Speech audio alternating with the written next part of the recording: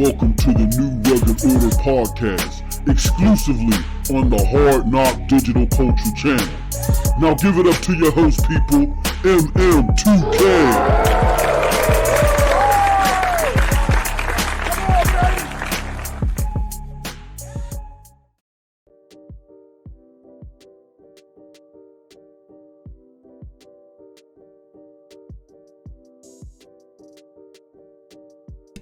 Yo, what's up, people? Oh man, I'm messing up already. What's going on, everybody? It's your boy MM2K back again with another NRO podcast.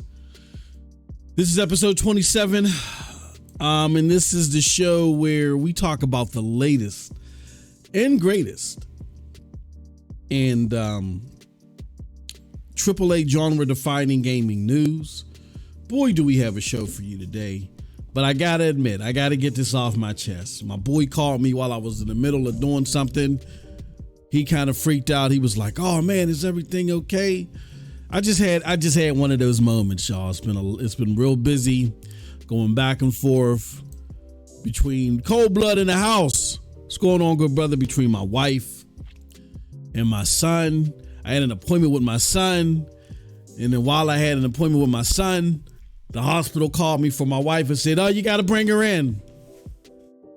You know, so I'm a little exhausted. You know what I mean? But it's okay. And then I'm running this business at night because we had to fire the employees that was with my boy before. Then we had to fire them. So I'm a little exhausted. I'm a little moody. And I went to go handle some paperwork for my wife. And they're like, "Well, you're not her power of attorney, so we're not going to tell you anything." Even though I've been, since she's been having issues for the last couple years, I flipped out. I flipped out on everybody. So I'm not in the mood. I'm not in the greatest of moods because like every square, like finding time to sleep is a challenge right now. So when I say I'm not in the mood, I'm not going to be nice about stuff. I'm going to be MM2K at my fullest. I'm not going to sugarcoat anything. There's some topics that we have that I know some zealots and some fanboys are going to get upset about. I really don't give a damn. And if you don't like it, just don't watch the show. The show isn't for you. If you got to, you know what I'm saying? If the roids start flaring up and itching. This is a show where we talk about genre-defining games, who's putting them out there, who's doing the best at it, who's doing their job, who isn't. And I don't care what brand you want to support. I don't care. Like I had this conversation with my son yesterday while we were in the middle of his appointment. It was a video conference. And he's listening. Cold Blood was there when we talked. He's listening to these idiots online talking about that these PC idiots that are online that like Xbox because Xbox has been a little bit more conjoined at the hip with PC gaming. And look, I can understand it. I prefer it too, that you know these platforms work with PC gaming where it makes sense. But I mean, if you're going to spend $35,000 on the latest RTX card every 3 months, then if PlayStation doesn't want to drop their games on PC day and date, and you got to, God forbid, spend $400 to get a console, but they, there's a lot from that PC master race. They're wine babies. And I do relate to PC gamers a lot. I just love the plug and play ease of the console. But I do have a lot of appreciation for PC gaming. They're just crybabies though.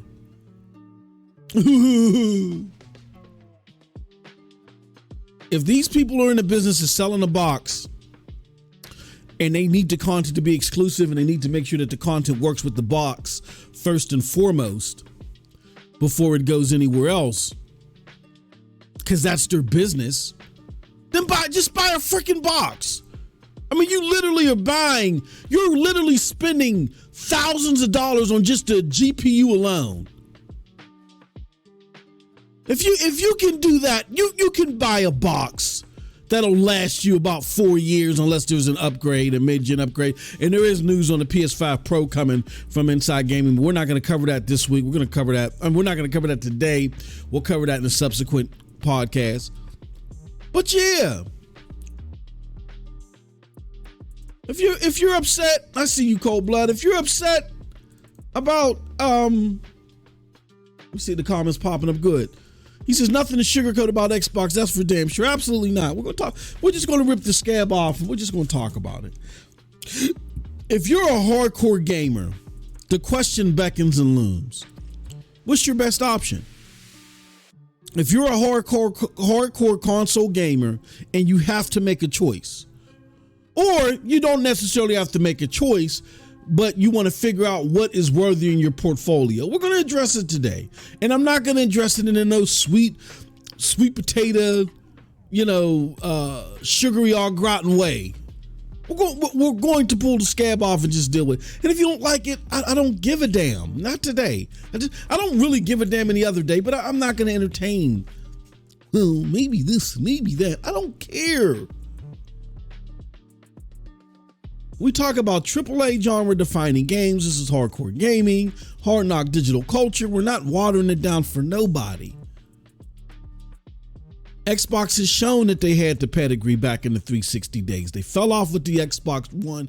We're going to look and see what they're doing in comparison to PlayStation 5 this generation, and we're just going to cast a decision. Period. That's it. End of story. You don't like it, too bad. They got wipes for you called Preparation H. Go get some of those. But yeah, we got, there's some great topics for you today.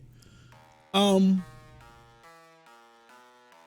yeah, man, my son's been listening to those idiots online because Xbox is putting their stuff out day and date. And that's fine because look, really Xbox, they want to abandon the console. We've already seen where they've pretty much said they don't. Phil Spencer said he'd rather, he said the console is a Polaroid. He called console gaming a Polaroid. He said it's prehistoric. Said he wants to get into mobile gaming. He thinks mobile gaming is more important to the landscape than console gaming. If that doesn't capsulize for you the unhardcoreness of the leadership there, I don't know what to tell you.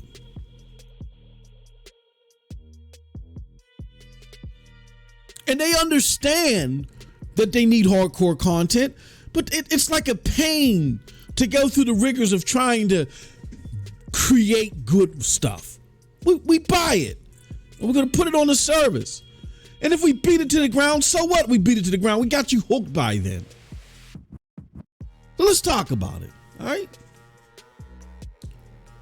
And there's nothing to sugarcoat about Xbox at all. We got consumers that are worried, but my son was sitting there regurgitating the stupid stuff that he's hearing online. I'm very upset because, and I told him to his face, I said, you were a smarter gamer 5 years ago. I just got tired of playing, because I got to give it to my kids raw.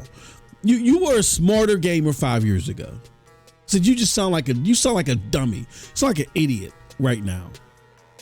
Now, before you guys go say, oh my God, you talk to your son like that, you should have heard the things that he said to me. I give him free reign when we're talking about games. So hold on one second.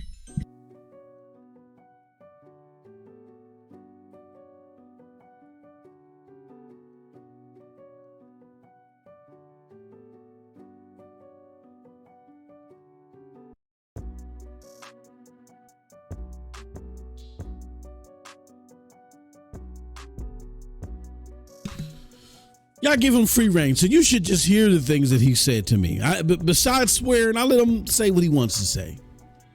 When he called me a has-been, a washed up, want to be this and want to be that, and I'm a pony and all that. He was going in. So I just told him, I said, you're a dummy. I said, you're dumb. I said, you were smarter 5 years. You were smarter at 12. You were a smarter gamer at 12. You're dumb. Because all the things that you're saying are stupid. Like you said, Xbox, their games are better. I said, which ones are better? Gears and Halo. I said, you understand Gears lost 98% of its pedigree. Halo lost 98% of its user base. Gears ranks nowhere near, scores nowhere near what it used to in the 360 era. Well, their games are better with friends. I said, do you understand that Xbox Live has gone down within the last few years more so than PlayStation, for one, and for two, the top 15 to 20 multiplayer games, there's more players on PlayStation than there is on Xbox.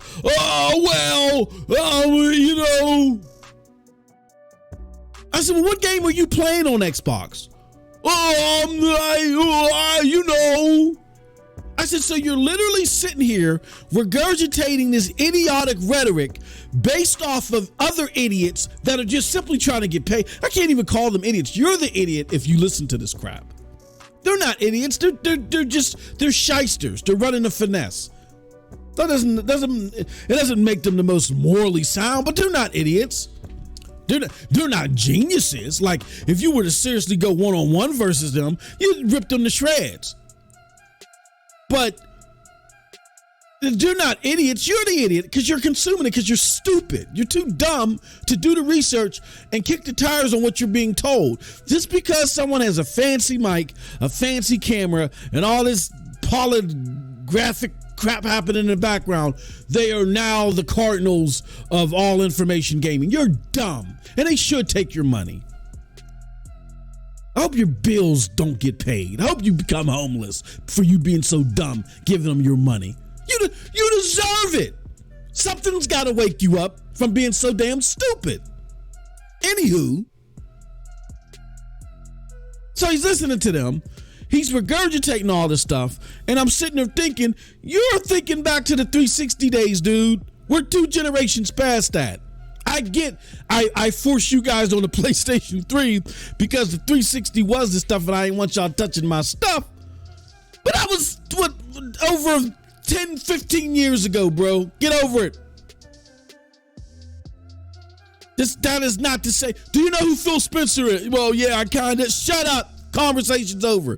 You don't understand the dynamic of since Phil Spencer took over of how he's eradicated the hardcore element of Xbox. Hence why he says he'd rather be doing mobile. He wants to if he could make as much money as he can now or more doing mobile, he would easily converge from the AAA genre defining nature of the console and go to mobile. And you want to talk about PlayStation games or cinematic distance. I said, dude, you're using rhetoric from 10, 15 years ago. I would agree with you 10, 15 years ago when you were 2. It's not like that anymore. Horizon Forbidden West is this. Have you played it? No, but I've seen it. No. I said, then you're not a gamer. If you're one of these people that tell me that you know how a game is because just by simply looking at it, you know exactly how the play loop works out, then you're not a gamer. You're a YouTube cretin. You're YTC, YouTube cretin. That's all you are. Remember we had people reviewing games? Oh, I just watch it on YouTube. That's how I review it. We're in the era of YouTube cretins, and my son is one, unfortunately.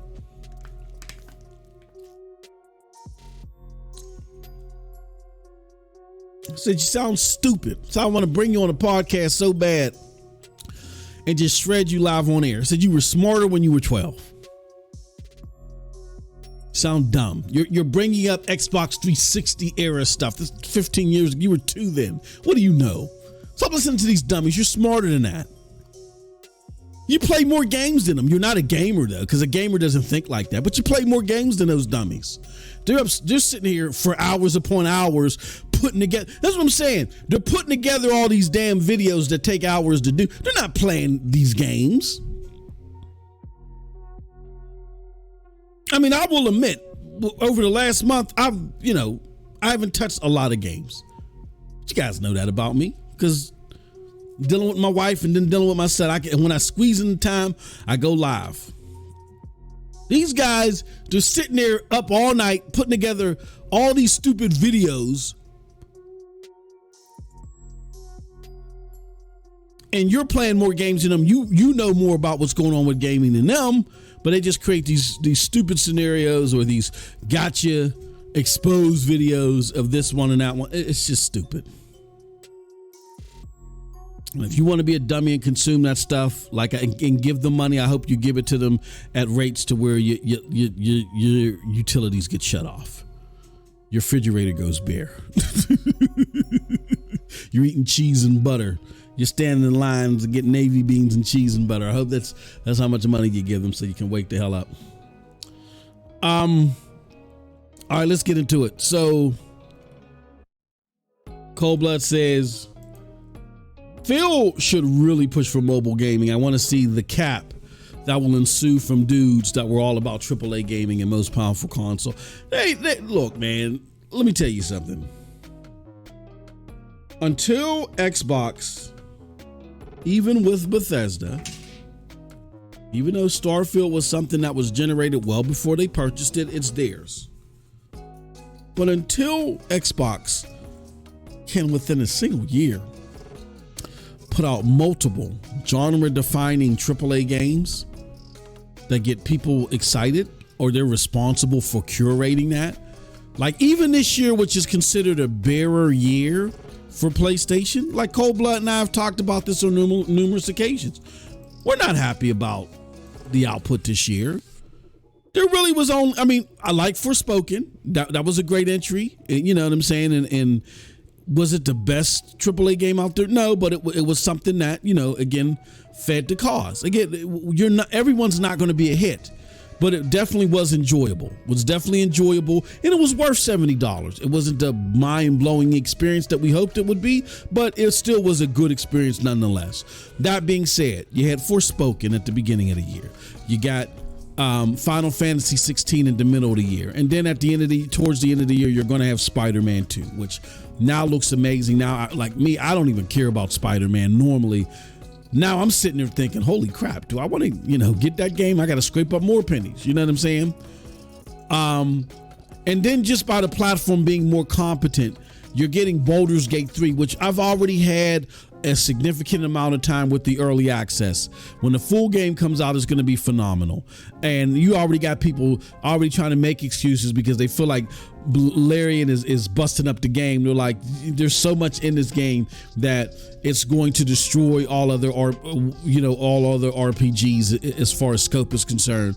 Like, don't expect this from everybody. And instead of that being a multi-plat, that's coming to PlayStation first.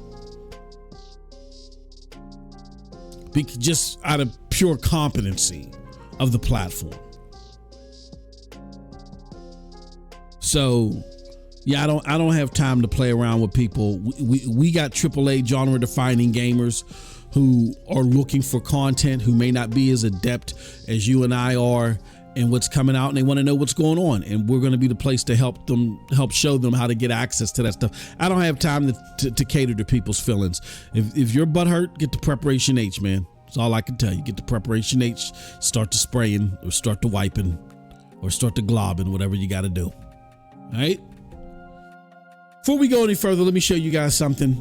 This is our website, PNTS Network. This is the website where we do the latest and greatest in gaming news, articles and stuff like that. You can check out all our articles. You can also check out our content. My video content is on there as well. And if you want to specifically look and see what I got going on, you can check it out real time here. Go over to members, go to MM2K Gaming. You'll see a nice little bio. And look at this. This is us live on Twitch. Oh man, oh man, oh man. In my latest video, which talks about, I talked about this on the last episode of NRO podcast. It is the ultimate the ultimate experience, the ultimate gaming experience, which is GeForce Now. I love GeForce Now. I think it's the best way to play AAA multi-plat games is through GeForce Now, because you can play them at ultra 4K. Up to 120 frames per second. You can't do that anywhere unless you got a high-end PC. So without having a high-end PC, just for a meager subscription of either $20 a month or 100 every 6 months. You know what I'm saying? That's less than 2 games every 6 months. You can have the power of NVIDIA GeForce Now Ultimate in your hands. You definitely want to check it out. I love doing this. I just basically took a segment out of our video that we did for NRO podcast on Monday or for last Friday, and I made a little video out of it. So check that out too on the YouTube channel. All right, with that said, let's get into the show. I want to talk about Game Pass first, but I do see some comments out here in the chat. Oh, and as a reminder, look, man, there are a bunch of games coming out. There's Hell Drivers 2. What else is coming out? I already got Baldur's Gate on lock. Suckers. Yeah, I got Baldur's Gate 2 on lock. What else is coming out? Oh yeah, Spider-Man. I didn't have Spider-Man on my radar. You know what I'm saying? We're gonna see about Starfield. I think I did have an allotment for Starfield. Something might take that up though. I'm really concerned about what I'm seeing here from as far as the PC. I have no intentions of playing it on console. Definitely no intentions of playing it in the cloud. My only hope was PC, and now the PC's looking shady with their partnership with AMD. I don't get that one at all. That being said, we need your help, man. We need your help. If you can help a brother out, so you can support this platform. There's 2 ways you can do it. You can become a subscriber. And guess what? You necessarily don't have to pay in order to become a subscriber. In order to become a subscriber, all you have to do is if you have an Amazon, if you have a crown next to your name, that means that you can gift us your Amazon Prime subscription, which is free. You can gift it to us. So go ahead and hit that sub button. Just look at the bottom and it says you can gift your subscription. Do that now. So your brother, your boy can get some I still got to get Final Fantasy 16. Y'all ain't helped me get that yet. I want to get that and stream that. So, to help me get more access to these games. I can't do this without y'all. I can't. Like they used to say, pimping ain't easy, streaming ain't easy. just cause. You know what I'm saying? Yes, I'm e-begging. So if you help your boy out with that, that'd be great. You could do that. You could just, give us a sub. You can gift subs. That'll be great. Also, what you can do is I just dropped the links. How you can support the platform. You can support us via Cashapp at MM2K Gaming, paypal.me/MM2K, or you can go to HNDC.live/tip and drop a donation that way. There's multiple ways to do that there. So we really appreciate all y'all. Thank y'all for coming through straight up. Let me see. We got some more comments. Cold Blood says, YouTube and Netflix are the most played on Xbox. Yeah. Definitely. Baldur's Gate 3 should have been third person. I'm a down that hill. It is third person. You mean first person? Or do you mean third person over the shoulder? It is third person. It's just like isometric third person. Is that what you mean, Cold Blood? Nonetheless, all right, let's get into today's show, man. You said not the battles. Oh. Yeah, the battles are third person. Yeah. Yeah, the battles are they're just isometric. Just think of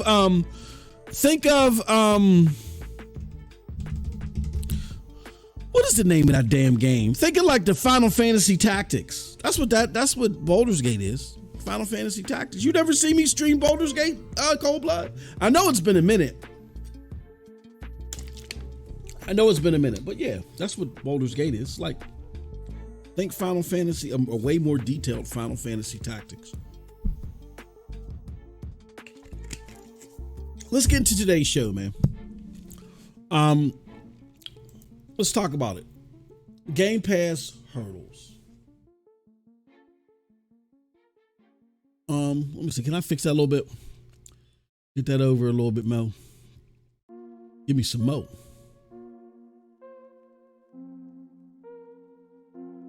What's going on?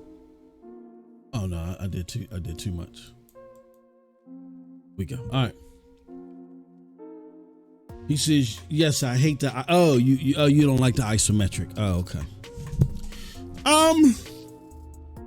You kind of need the isometric because as someone that used to like tactic games, then I got away from them. But then, what was the name of that game? It was on the 360, man. It was like an old German military style tactics game. I love that game. Anywho, you got to see the field because it's a tactics game and certain blocks. You know what I'm saying? Like certain, you got to see where to traverse because it's really strategic. So if you do a third person over the shoulder, you can't see where the enemies are coming to attack you. You know, this is turn-based. This is not a live action game. This is turn-based. This is, or better yet, this is not Diablo. This is Final Fantasy Tactics. So there's a lot of strategy with it, but it's dope. It's a dope game, and you got to see all that open space. You know what I mean? Now, there are ways to zoom in the camera, Cold Blood.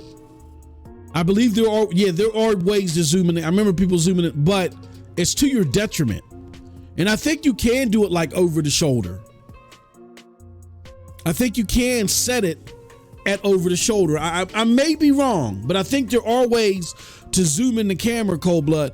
I just think that if you do that, you're going to be at a loss because you're not going to see all the enemies. You're going to get slaughtered. But that's just me. All right. That being said, again, y'all, don't forget to gift some subs or hit us up. Again, you can hit us up on MM2K Gaming at Cashapp, paypal.me/MM2K, HNDC.live/tip. You can do what your boy Cold Blood Sensei is doing, and he's hitting us up with some bits as well. You can do that too. Anything to help us get that Final Fantasy 16, then that Spider-Man. You know what I'm saying? I don't know. We'll see how Starfield does. If Starfield craps the bed, then we'll take that allotment and use it to get Spider-Man. But I at least want to get Final Fantasy 16, and my wife ain't playing. So with that being said, all right, let's continue with the Game Pass hurdles. You should at least make the combat like Diablo. Yeah, that goes against what Dungeons and Dragons is and Divinity. Like that's just the games that they make. I mean, I ain't got nothing wrong with them, but they just don't make those type of games. Their games are more strategic, about points. Then they add the Dungeons and Dragons piece in, Cold Blood, where it's about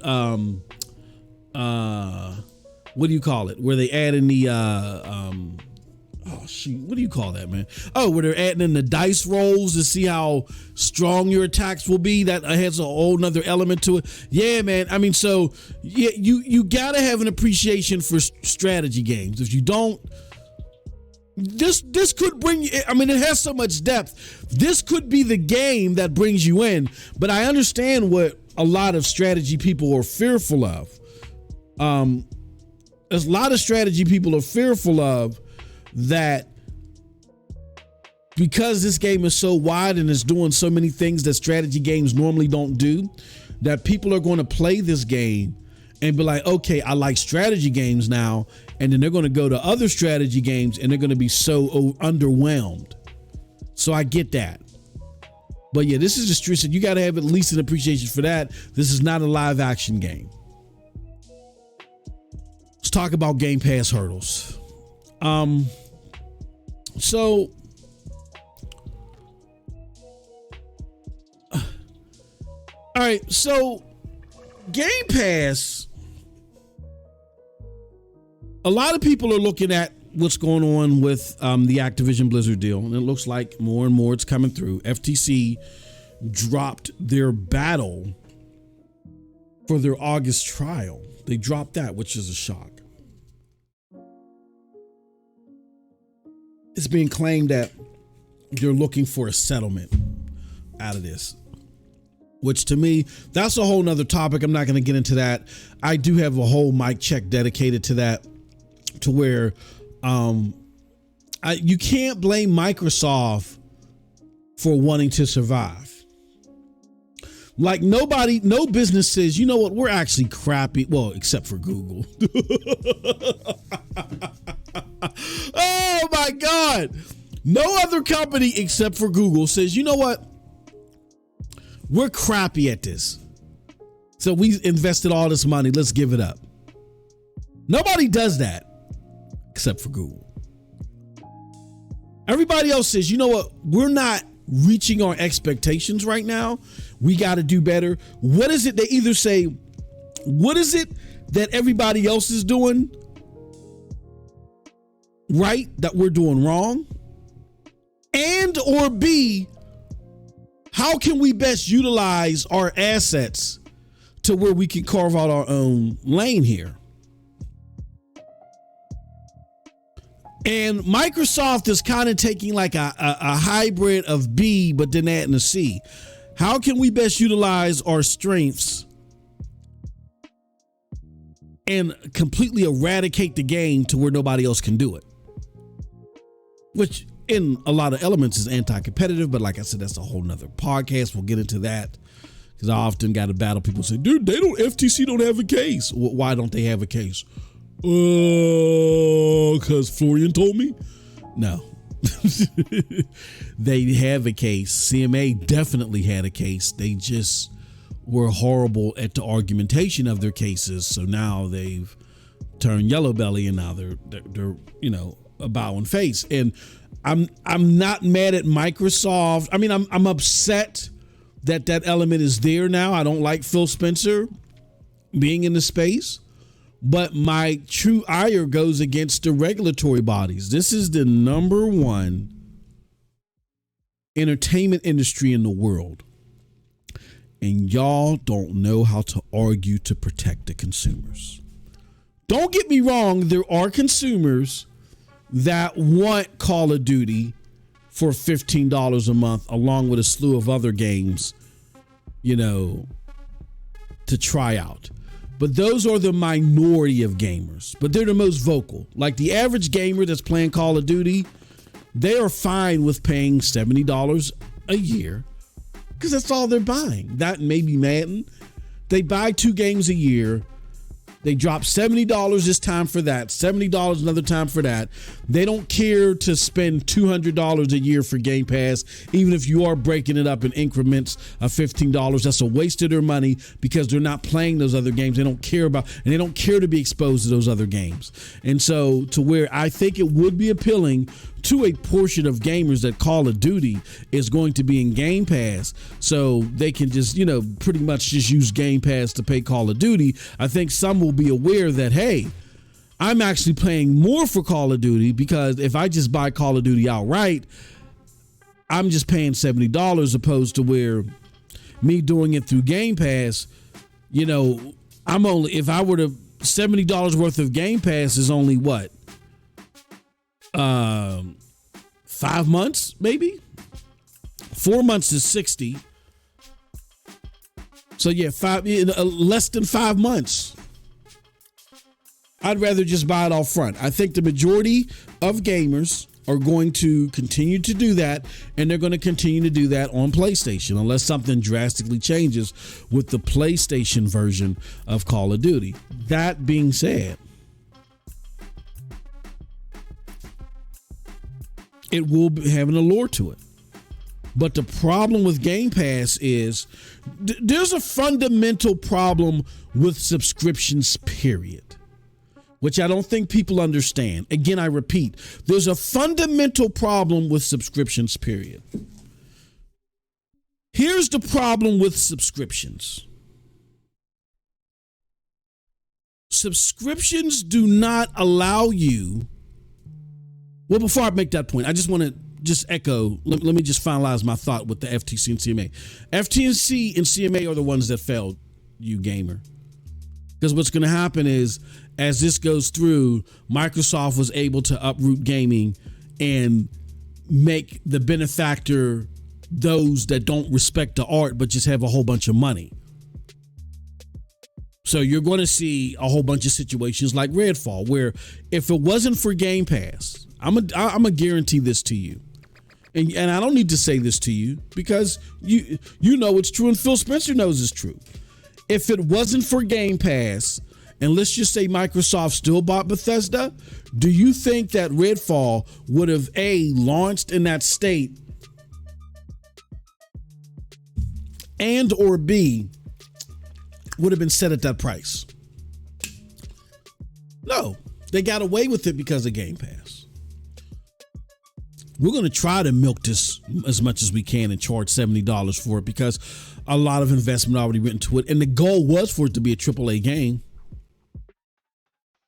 So we're not going to charge $50 for this. But even if people do feel like they're being slighted and it's trash, it's only in Game Pass. Look at Exo Primal.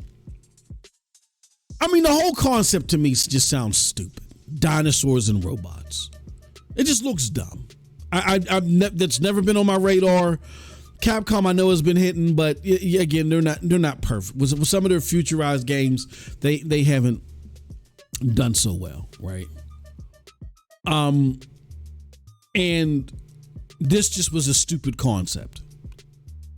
Dinosaurs and mechs. Okay, so, but it's in Game Pass. And because it has a AAA appearance to it, and it's made by Capcom, it's getting the heck played out of it in Game Pass. You know what? I refuse to believe that game has any value whatsoever. I may give it a try. Some very close sources that when I play a game and think of it in a certain way, these same people pretty much align up with how I view games. They've played it. They said it's trash. But it's a game that you can play with people and shoot stuff up. And to many that don't gauge things the way that we do here for AAA genre defining games, that's good enough. So why not flood the market with a bunch of those, right? Don't try to do anything new. Don't try to do anything spectacular. Just create a scenario where you can play with your friends and have a couple of chuckles and laughs and just water down the quality that we're getting. That's what Game Pass ultimately does. And what it does is it forces people to not really say, you know what? We live and die off of the quality of this game. So if this game isn't top notch, it's not going to do anything. We got to work as hard as we can to make this game top notch to where it's like, just make it look impressive enough for Game Pass. And we'll strike a deal with Microsoft to help keep their platform honest. But that's going to eventually run out too. Because what's going to happen with Game Pass is people are going to look at Game Pass is going to become a Bethesda Activision Blizzard box. And for the first 2 or 3 years, that's going to make it extremely difficult for anybody else to survive in there. You know, because I imagine what Microsoft is going to do is they'll give you some money up front for you putting your game day and date, but they don't need it anymore because they got Activision Blizzard in there and that's not enough of a draw. So what they'll do is they'll give you a portion of what they normally would have given you while they were waiting to get these games up and running. And the rest is going to rely on how many times people play your game. And when people are not playing Activision Blizzard game, I mean, when they're not playing Exo Primal anymore in Game Pass, most of their time is going to Diablo, you know what I'm saying, or Call of Duty. Everything else gets squeezed out. Or possibly Starfield, everything else gets squeezed out because those games make the platform honest to where, okay, the AAA banging $15 a month are coming with the people that put the most money into gaming. Now they're willing to give this a shot because we got AAA games that will entice them. That's the reason why I say in 2 to 3 years, that's going to kill those games like Exo Primal out. Is because give it about 3 years, then those games are going to have to reach a cadence. You're not going to see a Diablo not be in production or not be in production for 8 years. You're not going to see that anymore. These games are going to have to reach a cadence. There's going to be a stop point. God forbid the developers run into a quirk where they need another year to remap something. It's not going to happen. These games are going to come out at a regular cadence. The cadence is going to be predetermined via Microsoft. It's going to be pushed and cascaded by these individual hubs like Bethesda. Because look, as much as they tried to say that these places are going to remain independent, what did Microsoft do with Indiana Jones? What did they do with Starfield? What did Pete Hines say in his email? He indicated that this was news to him, and he was upset that Todd was being pushed out there at media events where these questions could come up, and they had no idea this is what was going to happen. So because of that, you then got to wonder if they're willing to do that with Bethesda, who you would think at first they would sit there and say, you know what, we got to make this look good, make this look enticing, so there isn't a mass exodus if we buy anybody else of developers. So let's at least play nice and footsies with Bethesda at first. We're going to wait a year or two before we drop the gauntlet. No, they started doing it immediately. And Microsoft thinks that they're giving you freedom by not telling you how the game should be. They're just telling you when it needs to be done, which is even worse. They're not willing to guide you and help you in ensuring that the game meets quality level that players expect. Redfall, even Starfield, 30 frames per second is unacceptable. 30 frames per second only is unacceptable on the world's most powerful console. That's unacceptable. There's no creative choice. That is purely unacceptable. At the beginning of the generation, when this was still all new, Xbox and PlayStation gamers united and pushed back on the possibility of Assassin's Creed Valhalla only launching at 4K 30. Even Phil Spencer came out and said Ubisoft is going to do the right thing. And what did Ubisoft end up doing? They end up implementing a 60 frames per second mode. That was at the beginning, where it could have been more excusable that there weren't 60 frames per second next-gen games, right? Or next-gen versions of games. But now we're 3 years removed from that time, and we're going back to accepting 30 frames per second. I don't think so. That's the problem. And that's the problem that's created by Game Pass. Because again, I guarantee you that if it wasn't for Game Pass, this wouldn't be happening.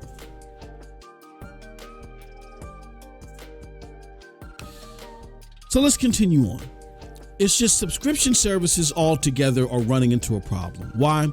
Because subscription services, what they do is they take the commonality of the a la carte purchasing that we're used to. Like you go to a store, you see an apple. The apple is 50 cents. You pay the person that you bought it with 50 cents. They made 35 cents because the apple cost them 15. So now they made 35 cents profit, rinse and repeat. The whole a la carte purchasing thing, that's thrown out of the window. What ends up happening is I go to the same store and I pay them $10 a month to access $100 worth of groceries a month, right? But the hope is, now then, right then and there, you're loss leading. You're only getting $10 from that person, but that person is spending, is consuming $100 worth of groceries. Here's what the hope is. Here's how subscription services work. Subscription services work based upon the fact that they are giving a person only paying $10, $100 worth of grocery access. But the theory is that my client base will be so large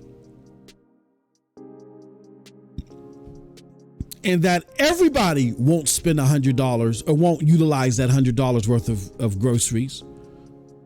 A lot will, maybe 30% will, but maybe another 30% will only spend $5 worth of groceries. And the remaining 40% will only buy $1. You know, they'll just sit it and forget it. The sit it and forget it theory is a bit. So when you do the math in that scenario, it kind of works out.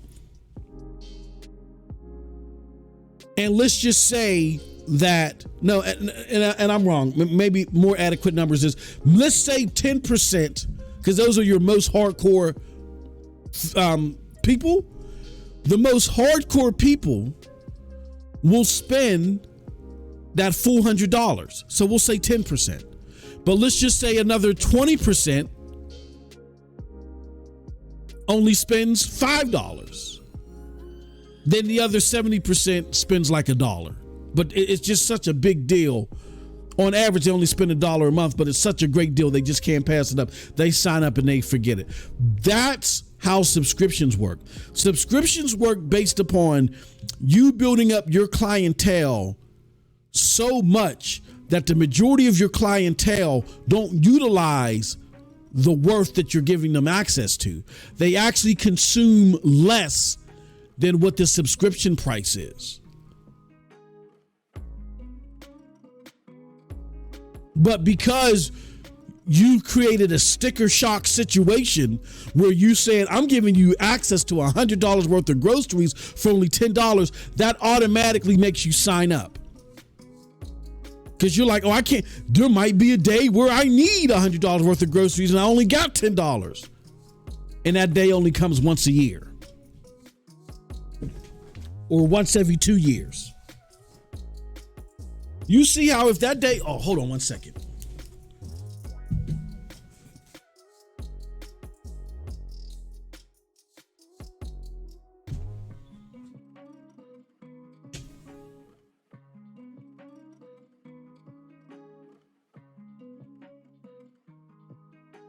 You see how if that day only comes every 2 years or every year, I'm at least making $20 profit off of you, where you never would have been a customer of mine.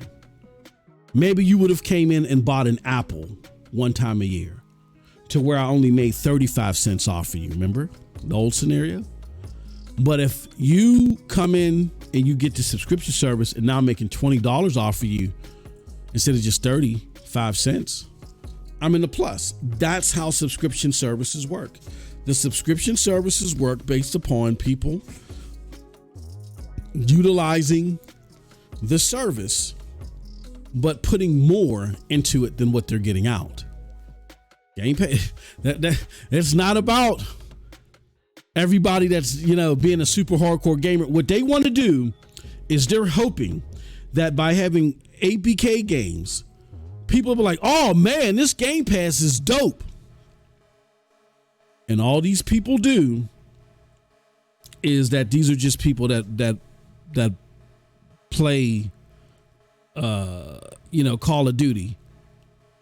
But all they're doing is playing Call of Duty, and they're spending $200 for Call of Duty when they could just buy it outright for $70. And there's a whole bunch of Call of Duty players. So if they can continue to do that, then they're going to make up for those that really go in and start playing all these games. But see, that's problem number one with subscription services, is they require that overcommitment. And everybody's not going to do, and the overcommitment only works when the sticker shock is so low. Take another service like Ubisoft Plus, which I think is a perfect service. What they do is they give you access to all their stuff day and date, but it's only their stuff, and it's $20 a month. Shout out to Paul, Game Forever in the house. Paul, I need your Twitter account, because when I normally go live, I send it to everybody I know that wants to listen, and I always leave you out. So make sure that you drop your handle in here, bro, because I don't want to keep leaving you out. It's Paul G is one of my original supporters, like Cold Blood. He's an OG. So I don't want to keep leaving you out, Paul. He says Disney Plus, Max, Paramount Plus, Peacock, and others are failing, but Microsoft is going to get it right. Exactly. He says Game Pass will be at least $30 in less than a year. I don't know if it'll be that much in less than a year, but it's going to be there. It's definitely it's going to be there. They have to, in order for this to even out. That's what it has to do. Here's the other problem though. Again, it's. Subscription services rely on overcompensation. Ubisoft Plus is a perfect example. Ubisoft Plus, they give you access to games day and date. I'm saving money on it because, every single Ubisoft action game that comes out, I would buy. They drop like 2 or 3 a year, right? So that would be $210 for me. By me paying $20 a month, what's that? That's $240. So they're getting over on me a little bit, but I don't have to pay it all up front. You see what I'm saying? And as the catalog keeps building, I still have access to these games. You know what I'm saying? That's a perfect subscription model where Ubisoft looked at and said, okay, we drop about 2 to 3 games a year. What is a monthly price that we can charge that can make people feel like I'm still getting over? But all they're doing is they're just playing the 3 games that we drop every year. And even if they go back to the old ones, they've paid for those in the previous years.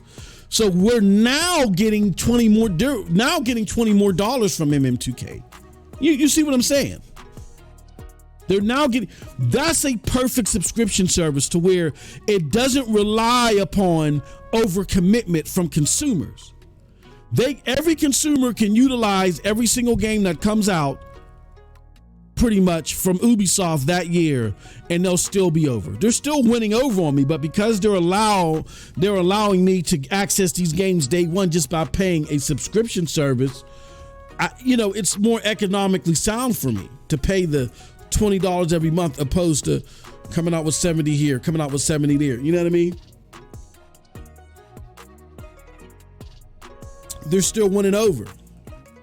Game Pass don't work like that. Game Pass is $16.99 for not only their games that they're dropping, but then they're buying to pay other games to come in the service as well.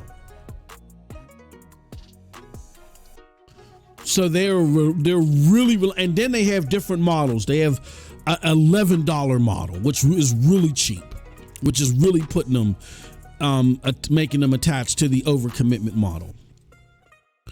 And that's where these subscription services are failing altogether. It's not just game. Even if Microsoft, let's pretend that that Microsoft and Sony swap places. Let's pretend that Microsoft made the best games, Sony didn't. And then Microsoft still decided to go ahead with Game Pass. It doesn't matter if Microsoft is good at making games or not. The business model just isn't sustainable. And Microsoft years ago actually gawked at being called the Netflix of gaming. They said, no, our model is more like Disney Plus. Really? Well, let's talk about it. Let me show you something. Let's look at it. Hold on. Why do I got that one up there? Disney direct-to-consumer segment, which includes the flagship Disney Plus streaming service, suffered a loss of $659 million and just ended fiscal second quarter. The company said that was significantly lower than $850.3 million that the analysts projected, in less than half what it was 2 quarters ago. So Disney is creating all this expensive content.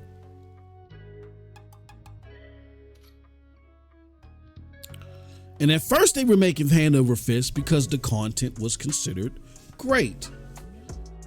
But as soon as they felt like they had you, they went into mass production mode.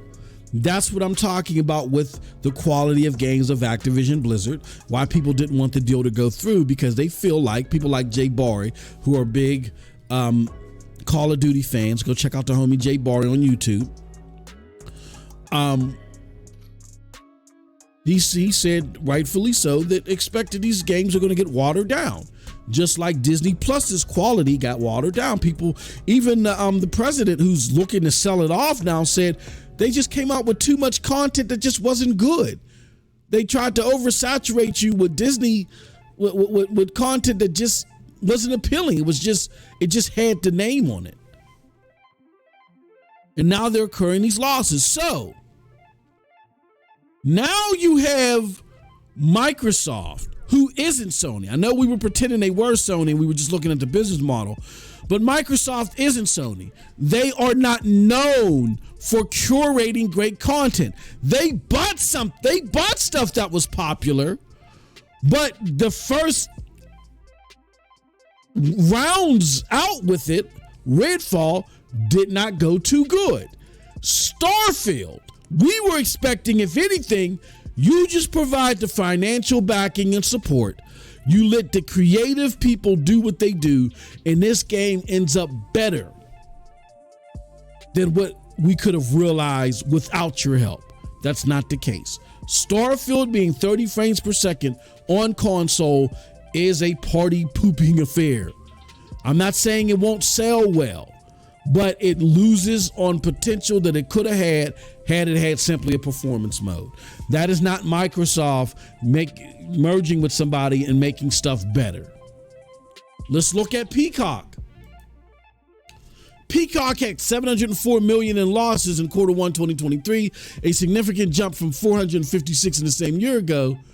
In the fourth quarter of 2022, Peacock reported an adjusted EB, I don't know what that is, loss of $978 million. The company previously warned shareholders that expect to lose the peak around $3 billion this year. So while everybody's trying to loss lead and get a foot in on these subscription services, they just don't realize these subscription services are failing.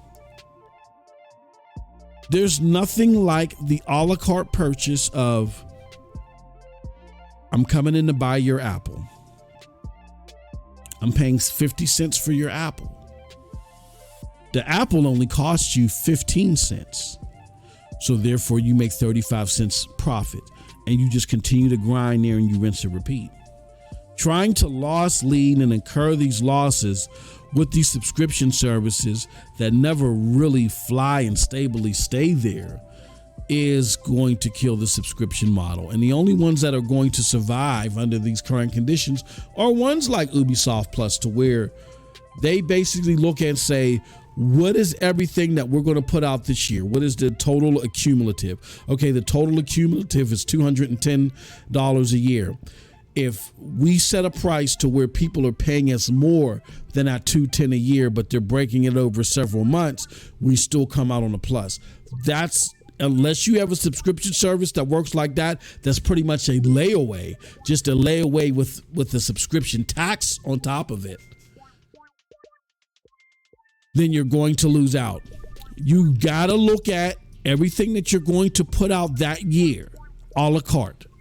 How much would we make from this a la carte? Okay. The lump sum that we would expect from everything a la carte is XYZ. So therefore, how can we what is a feasible price we can break this up into over a 12-month period and still get that same money, if not more, so we don't end up in the red?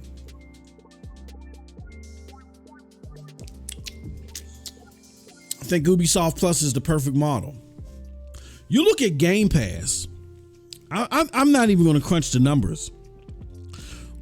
Game Pass has to put out. Okay, so let's look at Forza, Starfield, even though I don't think it was worth it, Redfall. That right there is going to be $210 of a la carte purchasing power right there.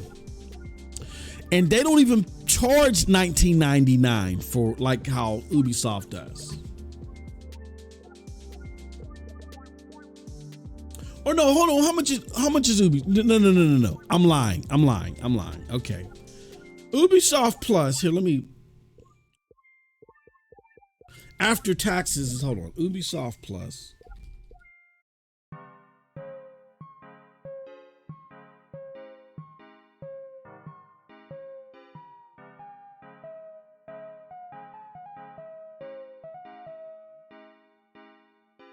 Okay, so multi-access, I'm thinking of, and it's $19.99 for me because of taxes.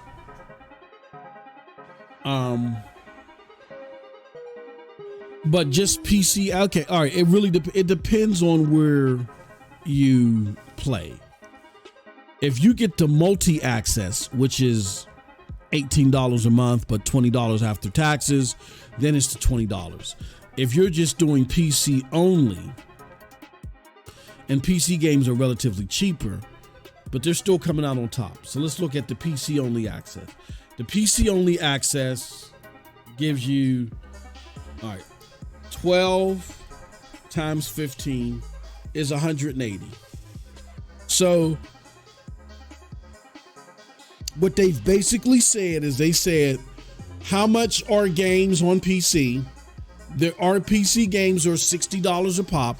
Now that may change.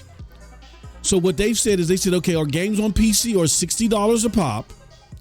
So because they're $60 a pop, we release 3 a year. That's $180. That's how much we'll make our subscription service be a year. You're doing layaway for those 3 games. So that's why the PC service is $14.99. However, the let's see, 18 times 12. Oh, what the hell? 18 times 12. Okay. So with the console or the cloud service where you go off the PC, they wisely, and they're actually making a little bit of money off of this. If you get this service every month, you're going to pay $216 there. All right. And by you paying $216, you're paying like a $6 annual subscription tax because those games are going to be $70 elsewhere. They're going to be $70 off a PC. And because there's $70 elsewhere, that's going to be $210 a year that you would normally pay if you bought it a la carte. But by you paying $18 a month, now you're paying $216. That is how a subscription service can work. You have to look at, and by Ubisoft only putting out their games, it doesn't get overly complicated. They know what they're putting out each year. They know what the cost is that they're foregoing each year with the subscription. It's either going to be $180 or $216. Either way, they're not losing money. They're basically letting you lay away the games. That's how a subscription model would have to be. And with that subscription model, you pretty much are retaining your access to all the previous games that, you could have essentially bought as well, but you laid those away too. That is the only way a subscription model will work. Now, the additional thing that they're doing though, to hook you in, is they're giving you deluxe edition access. Now, you can sit there and say, well, they're losing money on the deluxe edition, but because they're giving you deluxe edition access, you subscribe more so than you would actually buy it, you're still winning out. Meaning, if we can get 30 million people to pay $180 opposed to 10 million people maybe paying $200 million no. I said that wrong. If we can get 30 million people to pay $180, not 180 million.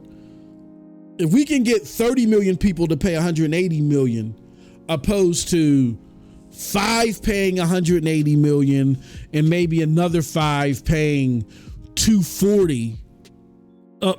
Stop saying 180 million. Instead of 5 million paying $180, and then another 5 million paying $240 for the gold edition. You see how they make out more? They're throwing in the deluxe editions, everything that comes with them, to entice more subscribers, which brings them in more money. That's the only way these subscription models can work in gaming, if you're essentially just laying away the product. But what Game Pass does is, look at Game Pass. Game Pass is now $16.99 a month for Ultimate, but then they have $10 tiers too.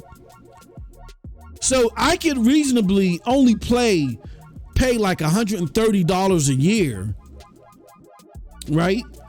And get access to at least $210 worth of content. That doesn't add in games like Exoprimal, MLB, and other games that they had to pay out of pocket for. So not only am I slicing my contribution to the annual a la carte purchase, but then there's additional games that are in there that are trying to keep the subscription service honest that I'm not paying for. The only way you make that up is by an overcommitment of people that are just paying that $10 or $17 who normally wouldn't buy those games anyway. If you can get those people to commit dumping an extra $10 to $17 a month where they normally would just buy one game, then you can even that loss and even get ahead of it. But then that requires an abundance of people to overcommit. And when it comes to games, I don't see how you do that. I don't see how you get people to pay $180 or $130, whatever it is, to pay Call of Duty when they could just pay $60 or $70. These are mainstream or casual gamers. All they want to do is just buy their 2 games a year. And they don't buy a whole bunch of games. It'd be different if they were like me, where, okay, I buy 3, I'm planning on buying the 3 Ubisoft games a year, and there's just a whole plethora of other games I'm going to buy too. No, they're only buying 1 or 2 games, and you're only giving them access to one of those games. Because they're buying Call of Duty, but there's nothing else Activision Blizzard makes that they want to play. So then they're gonna buy Call of Duty, and they're gonna get Madden from EA. So it doesn't make sense for them to spend up the whole 180 just on Call of Duty when they want to get Madden too, or they want to get NBA 2K as well. Or FIFA as well. It doesn't make sense. That's the flaw in the Game Pass strategy. It doesn't suffice for what's annually being put out or annually being lost a la carte. And the only way to do that, like Paul G alluded, is to charge $30 a month.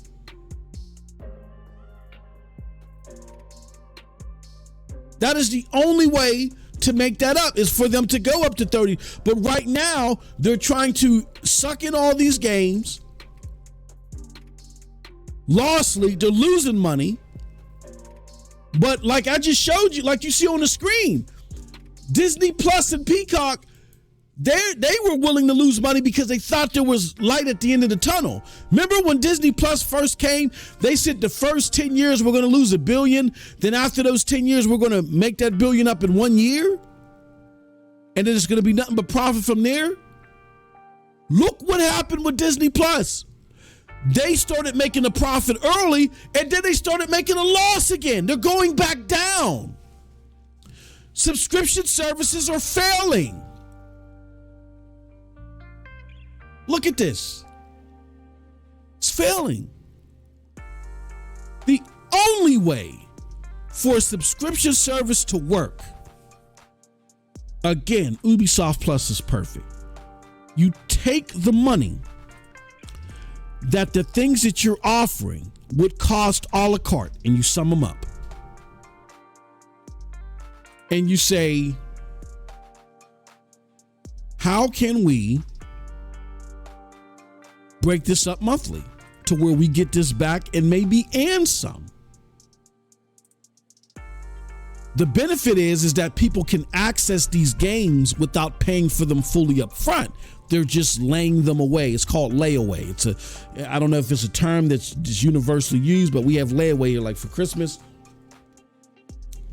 What you can do is you can go starting in September, you can go grab all the Christmas stuff that you want to get for your kids. They'll tally it up and they'll say, okay, it comes up to 5, 6, 7, whatever, comes up to this amount of money. And here is how much you need to pay every month on this until Christmas. That's layaway, where you buy something and you make the payments on it monthly. But the difference between this and layaway is that Microsoft or the subscription services like Ubisoft Plus, they would allow you access to the game before you fully paid for it. You get access day and date. That's the beauty of it. So it's better than layaway. But that is the only feasible way that these subscription services can make money, because here's what's happening. We're out of the pandemic. People are willing to pay. People aren't stuck in the house where they're just binging a whole bunch of games anymore. The mainstream consumer has gone back to, okay, well, I'm going to go back out here. It's summertime. I'm going to go check out the ladies, or we're going to go check out the guys, or we're going to go to the club, or we're going to go watch this movie. They're going back to doing regular stuff again. They're not sitting up in the house cooped up watching Bird Box 75,000 times in every language. They're not doing that anymore. They're going back to the regular day and grind. So these subscription services and all the binge watching that people was doing that made these subscription services the B's G's during the pandemic, it no longer is.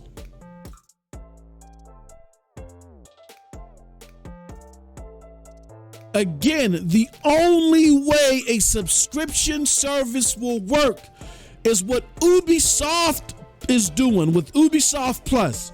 They have said, from what we're offering, here's how much it would cost us a la carte per user. It's going to be $210 or $180. What we're going to do is we're going to create a subscription fee to where that we get that $180 or we'll get that $210 and some, but we're just going to get it back in monthly chunks. The way it's still risky, because someone could finesse it and say, "Well, I played Assassin's Creed Valhalla and I lit my subscription." Like it's still, but you're less likely to do that, and it's less risky. But in order for you to do that, there has to be a cutoff period. There has to be a cutoff of games. And see, Game Pass is selling you on the quantity aspect. I think what Game Pass is going to have to do is they said they want to release 4 Xbox games a year. Or, yeah, one every quarter.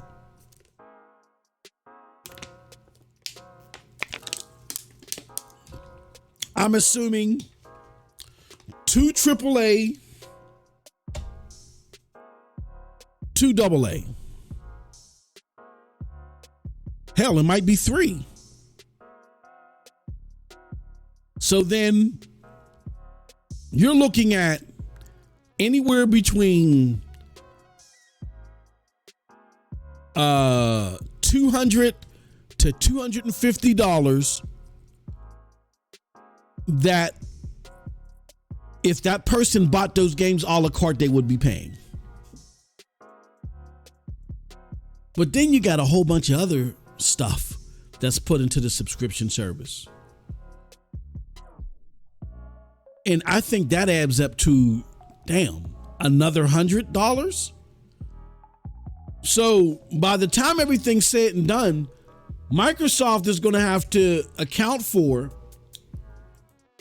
$350 worth of purchasing bucks a month per subscriber. How can you get that back? Because relying on overcommitment is not going to work. The services that you try to model yourself after, Disney Plus and Peacock, are showing you that that's going to be a failing proposal. So what do? You look at the fact that you have $350 worth of value that you're giving out per user a month. You divide that by 12, and that's how you come up with that $30 that Paul G was talking about. Is $29.16, baby.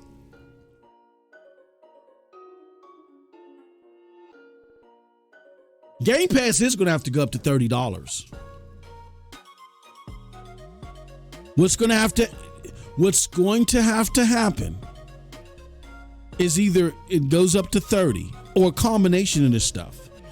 It goes up to 30 and the other tiers go up in price as well. Another thing that's going to happen is they're going to have to look at day and date with everything. And I think they're legitimately going to look at that. I don't think everything's going to be day and date.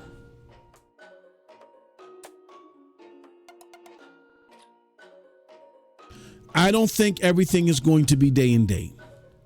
I think what's going to happen is, which would be the smartest thing to do, is you got to put Call of Duty in there, day and date. I think that is going to be the biggest whoop for Game Pass. You put Call of Duty in there, you bite that bullet. But Diablo and all the other games, you don't put them in there day and date. What you do for those other games is, if they're successful, you wait until they reach their platinum sales stat. You know how, this is a platinum game. You know what I'm saying? It reached a certain sales status that completely gratifies all the execs. The platinum version of the game, or the game of the year, you know what I'm saying? You wait till it gets to that status. Once it's reached the sales that you're happy with, even if it doesn't sell another copy, then you put it in Game Pass. Or if it bombs or if it fails, but it's still an attention grabbing game, within 3 to 6 months, you put it in Game Pass. I think that's what they're going to have to do in order to maximize this hit that they are taking, because the way Game Pass is structured, there's just too much being offered for the money to make sense.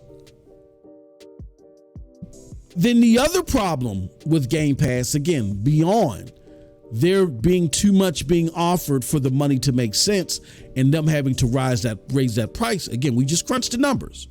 Paul G said it first in the chat, not me. He said Game Pass going to have to go to $30. We just calculated it. If you look at what Xbox wants to do, again, I hate to be a broken record, but for those of you that are new, that are coming in, I want y'all to understand what we're saying here. If Game Pass, what we're doing is we're making a comparison to Ubisoft Plus. Ubisoft Plus has the perfect business model. Why?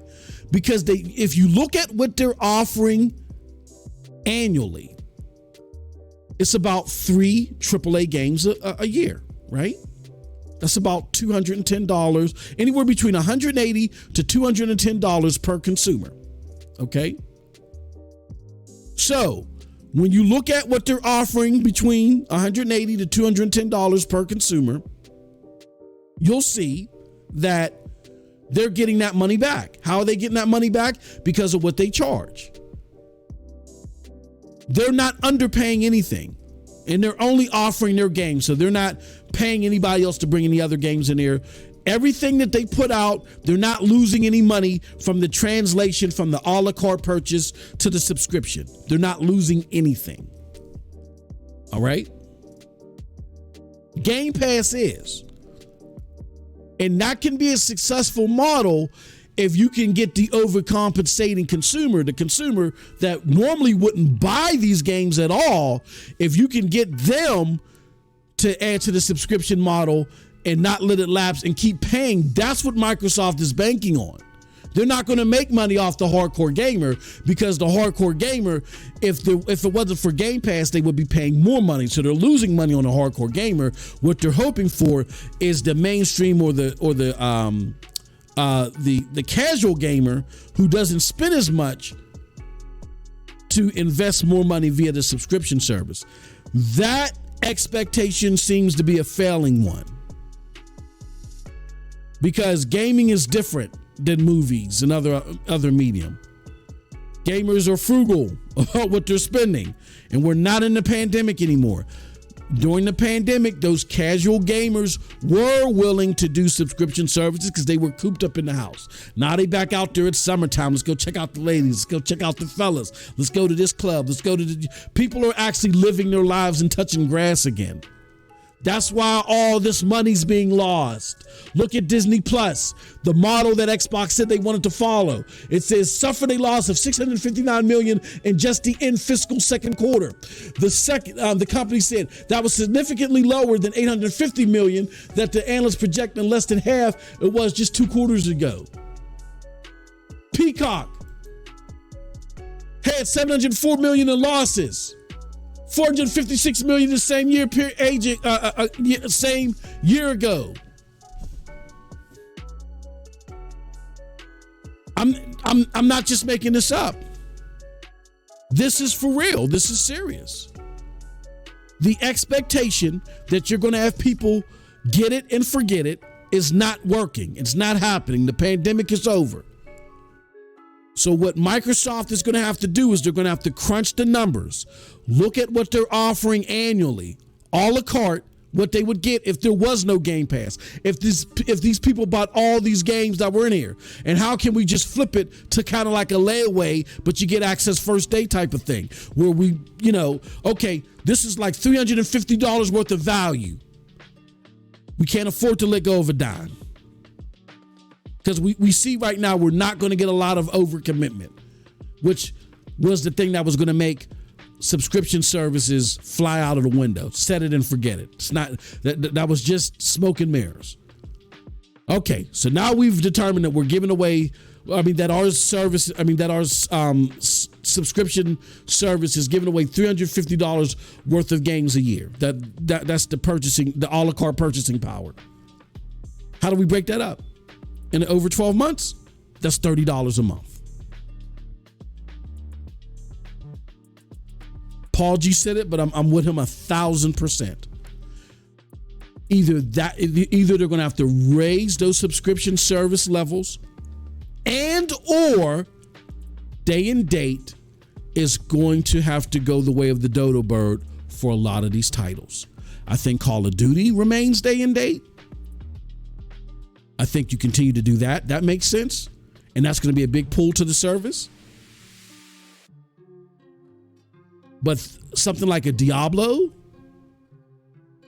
I don't know. It is popular on PC. Maybe it's day and date on Game Pass PC. I don't know if you make a day and date on Game Pass Ultimate. Loss leading. It's only going to work as far as bringing attention to your platform. In order for the dollars to make sense, these prices are going to have to go up, and that's why they are. Let me give you another example of prices going up. Netflix, the only main subscription service that boasted revenues. What did Netflix do? Number one, they started making hefty raises to the price, like we talked about. And then they started eliminating perks. Early results indicate that Netflix's new plan to boost its bottom line by cracking down on passport sharing in the United States is paying off. Now Netflix is reporting record profits because they got rid of a perk. What was the perk they got rid of? Password sharing. What is a perk Microsoft might have to get rid of? Day and date for all of their games.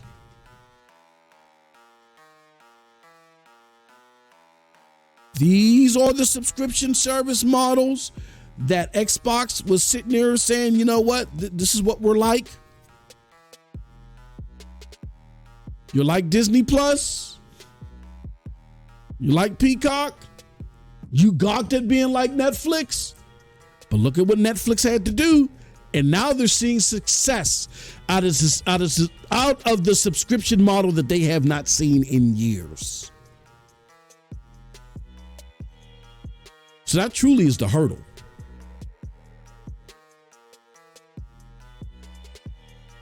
That truly is the hurdle.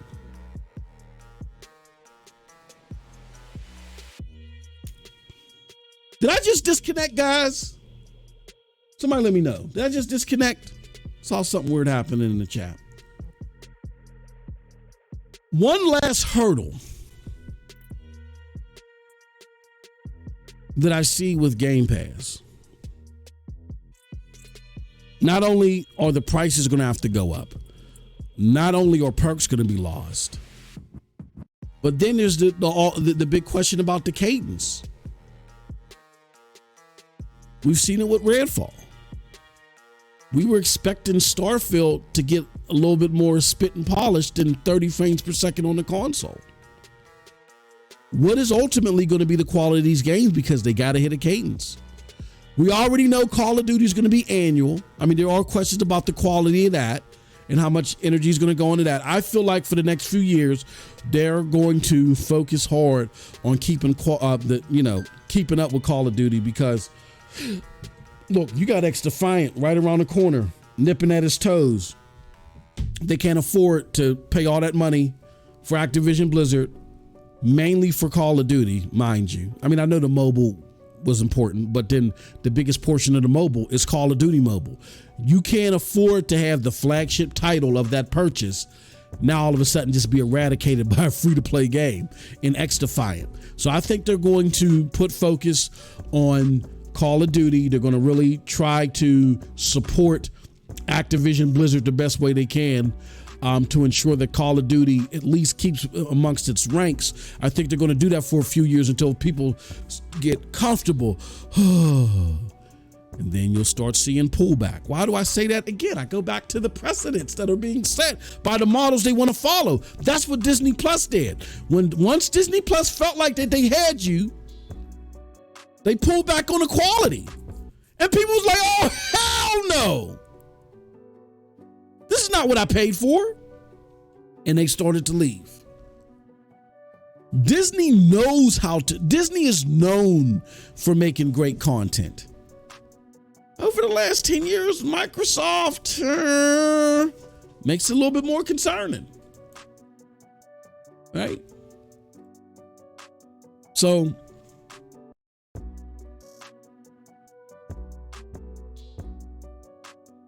that's the issue with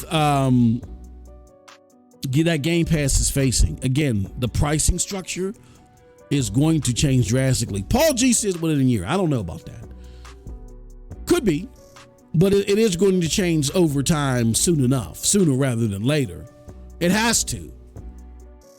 The models that they're formulating themselves after show you that. They said, we're not like Netflix, we're like Disney Plus. Well, Disney Plus is losing a crap ton of money.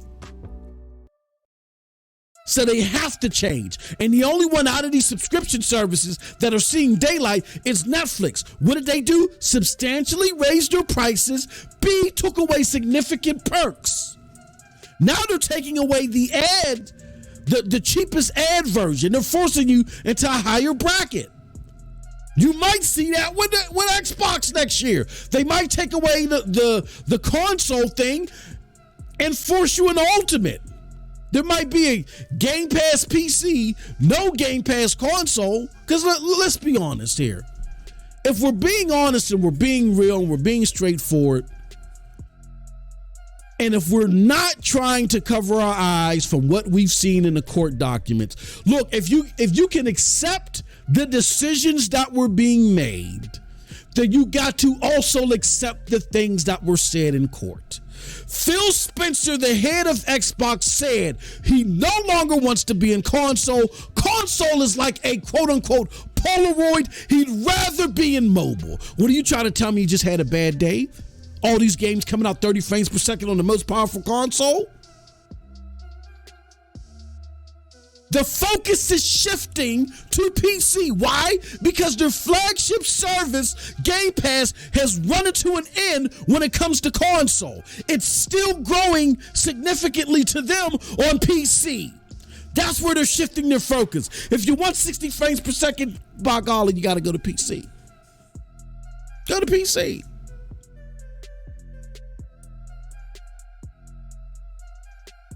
When you look at Phil's body language, he looks down every time he talks about console. Oh, but yeah, I mean, our console gamers are our most committed and our largest group. Like he looks in disgust and disappointment. But when you ask him about PC, it's kind of like a smile he's trying to contain. Oh yeah, we're still seeing growth there.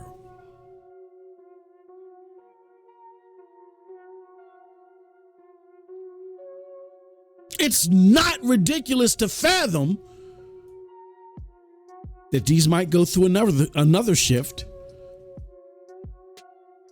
You'll see Core get merged into console, where you don't get day and date games. Maybe Core and console will get merged into each other, because having four tiers was just a temporary holdover to try to take the less rocky road and get people the least excited and worked up about it. But I think it's going to go back down to 3. It doesn't make it, because they mimic what PlayStation is doing. 4 tiers doesn't make any sense. I think they're trying to convert over to console, eventually not getting day and date games, eventually not having as many games there, eventually. And Game Pass PC having more of an offering, but being more expensive, because they see the growth in PC. They don't see the growth in console. So what they may do is console will give you a couple hundred games, specific games day and date. You'll get Call of Duty day and date with console or Core, whatever they'll call it in the future. But you're not getting every game day and date.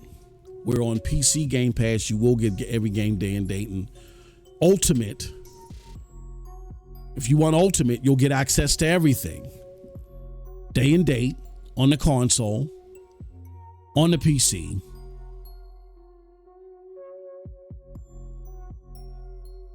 All the games that are available on all platforms.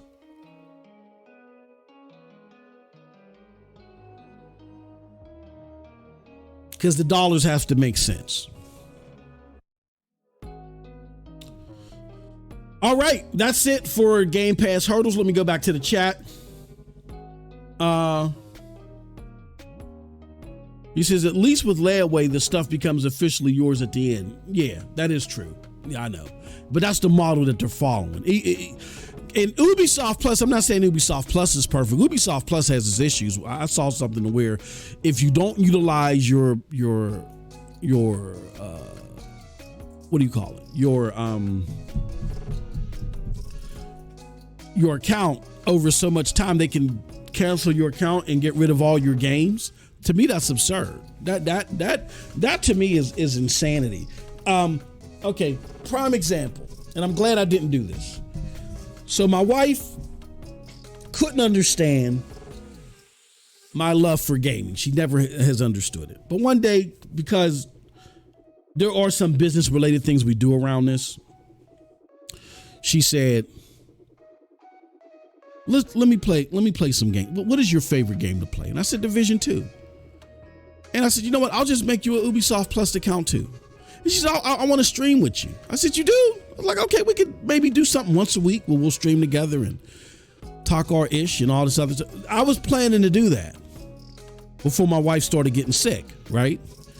And then she got sick. we reversed the plans, and my schedule's been sporadic ever since. But for the past 2 years, she would have never been able, she wouldn't have had the time to play. So let's just say if I would have bought her a bunch of games to get started and she wouldn't have been able to play. You're trying to tell me because she didn't log in while she's in a hospital having surgeries, you know what I'm saying, that she would have lost access to hundreds of dollars worth of games? That is the grimiest ish that I've ever heard in my life. And it's repulsive. And I think about my wife, for instance, and I think of how repulsive Ubisoft must be in order to enact something like that. Like literally disgusting. That's why I said, and that's my favorite publisher. But Ubisoft is exuberantly repulsive for enacting something like that. That's disgusting.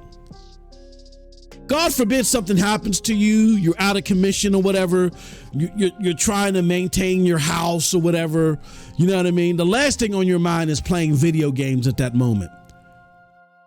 You may get back there, but but you got other things to talk about or to worry about. The last thing you're gonna say is, "Oh, hold on, before you cut into that dock, log into my Ubisoft account. Before you give me the gas." That's disgusting of Ubisoft to do something like that. Utterly repulsive. There's no excuse for it. There's none. They can't sit there, "Oh, people might hack it or whatever." Who cares? If I'm paying for it, or if I've paid for the product, leave it alone. Stop being disgusting. That's why I don't try to, all of y'all with this fanboyism and loving a product just because of who it is, like my son. I said, you're smarter than that. You sitting there, you want me to appraise Xbox for something they did in the 360 era? I'm not an employee. They don't pay into my 401k. What the hell are you talking about? Ridiculousness. Paul G says, $30 still isn't a profitable number, unfortunately. They would need another price increase and or game development budget. I crunched the numbers. I think $30 would be good enough. But they would have to they would have to do something like they would have to merge core into console. I'd say make core $17.99, make Game Pass PC $18. No. I would say make core $17, make Game Pass PC $20, and make Game Pass Ultimate $30.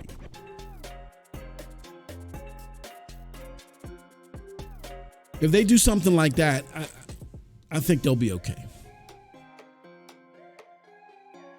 Because then that's taken into account not only what they plan to release every quarter if they stand by that, but the other games that they bring in as well. They bring in a lot of like indie stuff, you know what I'm saying? And they do have like an additional AAA game here and there. I mean, if you do a total roundup, Paul G, you could be right. I mean, they could be upwards of $400, maybe even $500. But I think that the critically acclaimed stuff that's costing them money, well, not critically acclaimed, but the money rich stuff that would really cost them or really hurt them financially, I think they could get away with $350 at first. I mean, with $30 at first. They're going to have to raise from there. No, it's not going to sit at $30. They're going to have to raise every 2 to 3 years in increments of $2. $1 to $2 each service. Like, maybe go up $1 core / console, go up $1 for PC, go up $2 for Ultimate. And then have to do that like every 3 years. Whole Blood Sensei says, gaming would be dead if my favorite publisher was Ubisoft. Oh man. I love Ubisoft. I love their games. They make some great action games. I know it's the cool thing to kick them around, but what was that? Assassin's Creed Valhalla made $1 billion. There's a lot of people that play these games, that play Ubisoft games. They see y'all out there making fun of Ubisoft, and they say, okay, well, I just won't publicly announce my pleasure with the platform. I'm just gonna play these games still. And I'll do it amongst other people that play the game. Like the Division 2 community is huge. You wouldn't know that unless you were part of it. It's humongous. They've done a great job of isolating themselves from the regular people because other people think that, oh, it's an Ubisoft game, so Division 2 must suck.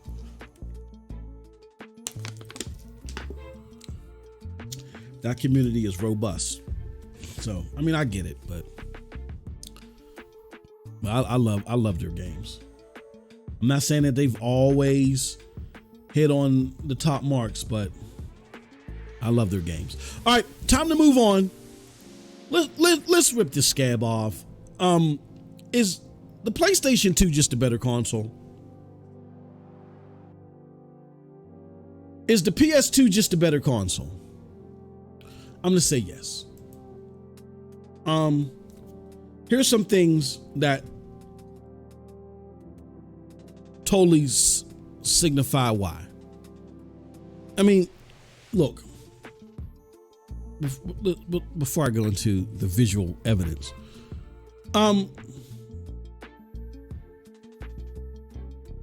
here's the thing, y'all.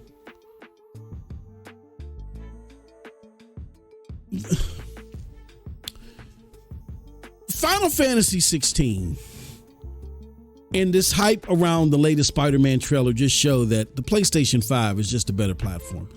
They know how to curate, pick, and support games better. Microsoft has a bunch of money that they're throwing around and they're trying to buy stuff, but they don't know what to do with it. Just look at how, if PlayStation would have bought Bethesda,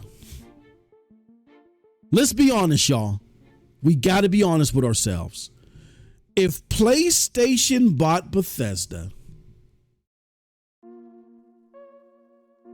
do we think that Starfield would be 30 frames per second? Do we think there would be all this mystery and intrigue around Starfields and what it's actually going to do on PC, what it's actually going to do on console?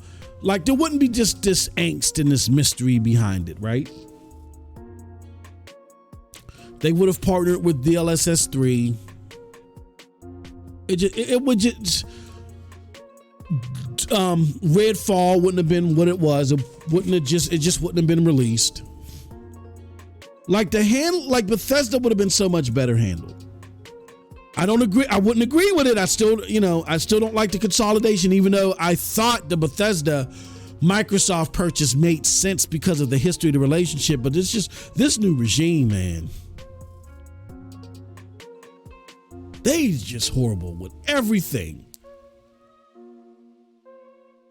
I mean, Redfall just really took my respect level for this regime to a whole new low. So, with that said, it just proves that PlayStation knows how to spot great ideas and they know where to support them better. And people are mad. Oh, they invested to keep Final Fantasy 16 off of, what's it called? Well, here's the thing with Square Enix. Square Enix dumped a lot of their Western developed games, and they've gone to what do you call it? They've gone to Embracer and other places, right? So those games that you typically would play, Xbox gamer, will still be on Xbox. It's these games right here that you want on for paper only, but you're not buying. The RPGs that you don't buy. Like, these are the games that are not coming. And what makes it even more compound on why they're not coming is that PlayStation Sony invested in them. I think they have like 5% ownership of Square Enix. So they know every project that's happening, and they're hands-on with it. They're hands-on with everything that they're putting out there. And because they dumped a lot of their Western developed projects, most of this are the Japanese developed projects. That's why they invested and got 5% of them now. And let's be real, Xbox, y'all just don't support the games. Y'all don't support those games. It's bad enough the games that you do support. The Hogwarts legacies and stuff like that that y'all jump out of the window for. Y'all don't even buy them. What am I talking about? Let me show y'all something. 82% of Hogwarts Legacy sales were on PlayStation 5, with the remaining 18% on Xbox Series S and X. Now, these are digital sales. It continues to read, digital sales likely reduce the gap. I mean, these are physical sales. Digital sales will likely reduce the gap between the two platforms. Xbox digital shares tend to be higher than it is in physical, in part due to the popularity of the Xbox Series S. But when you dig deeper, now this is the UK charts, the second largest region for console gaming. When you dig deeper, though, it's not that much more. Physical games and digital games, they're not that far off. They're like a 60-40 math in the UK. So even though they would gain ground here, like when you look at the overall percentages, it probably would drop down to 65-70 on PlayStation and maybe up to 20-30 on Xbox, right? But that's still like a 2-to-1 comparison in regards to sales. Like, Xbox gamers just are not buying games this generation. They are relying heavily on Game Pass. So Square Enix having 5% ownership belonging to PlayStation, if I got my numbers right, them dumping their Western content in lieu of that new partnership, and then the Japanese style games or the Japanese created games that are releasing with PlayStation's help, insight, and investment, those games not landing on Xbox, whatever. I mean, for the Xbox community, it's really not doing that much because y'all don't buy these games. Y'all don't even buy it because it's out of y'all's demo. Y'all even said it yourselves. Yeah, we are the Western RPG box. We're coming to Western RPG box. You said it after the show lineup. That's what a lot of your content was geared around. You're not even buying those. You're not even buying them.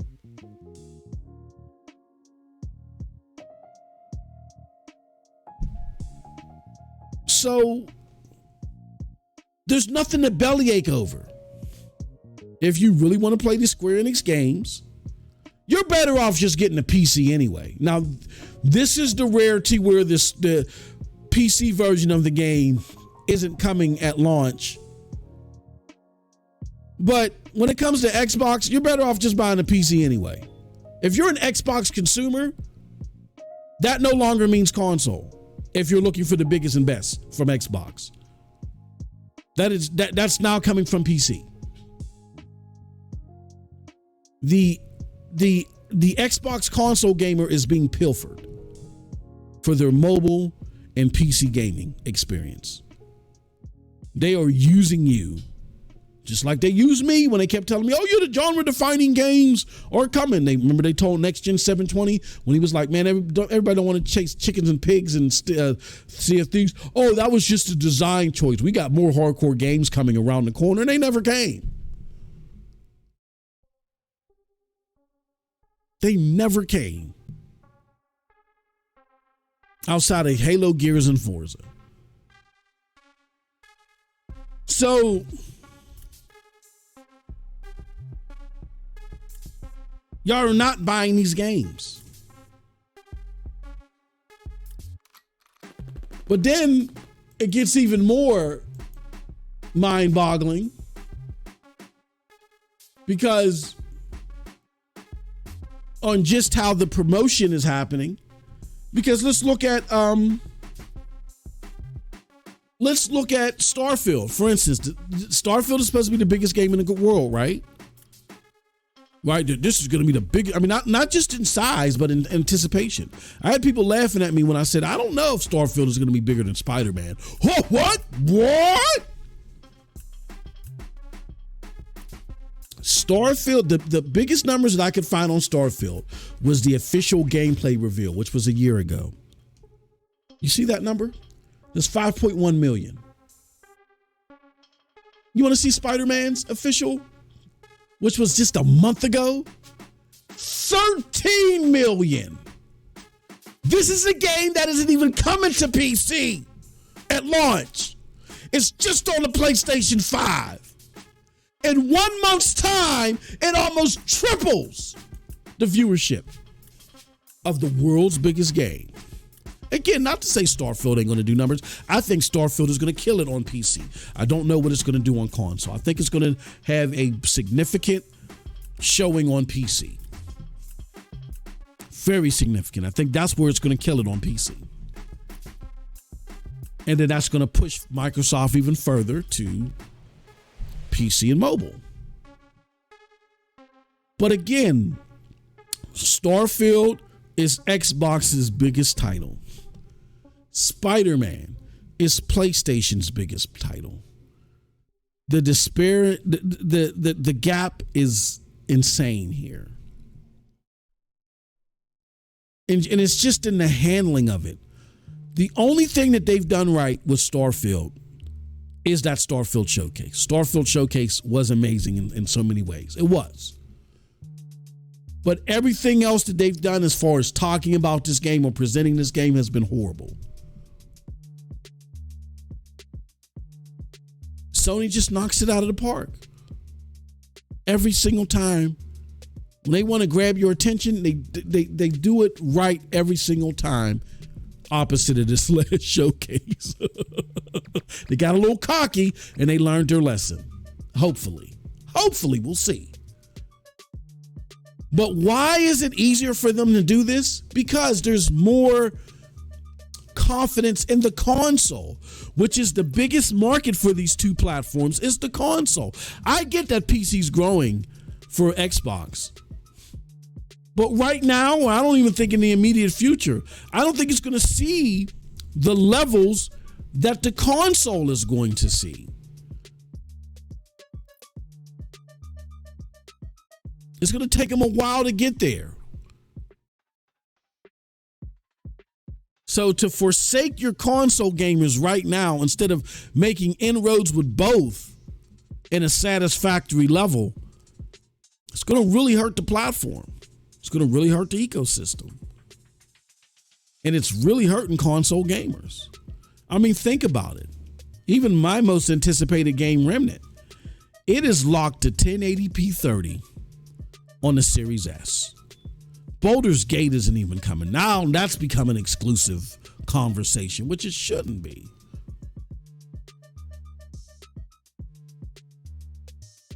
Xbox is failing on the console level. And I'm not saying, let me repeat, this is going to make some PlayStation people mad. I don't care. I'm not saying that PlayStation is killing it on the console.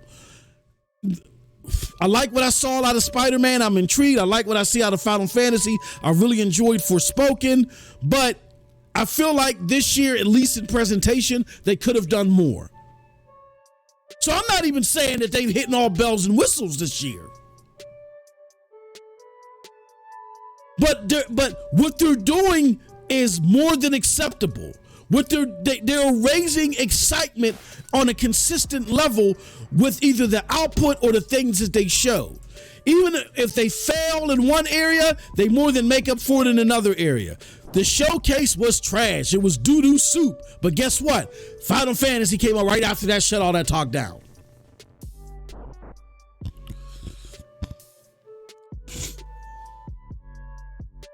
What did Xbox gamers get for the stinker of Redfall? Oh, they were told Starfield would be another 30 frames per second game out of their $8 billion purchase. That's gonna be 30 frames per second. You see what I'm saying? Because Xbox don't know where to go. Now they're making their subscription service look like PlayStation's. I remember when David Jaffe, remember my good friend David Jaffe, he said that, people were disappointed with PlayStation. And they were mad. They were mad because what PlayStation did. What did PlayStation do, David?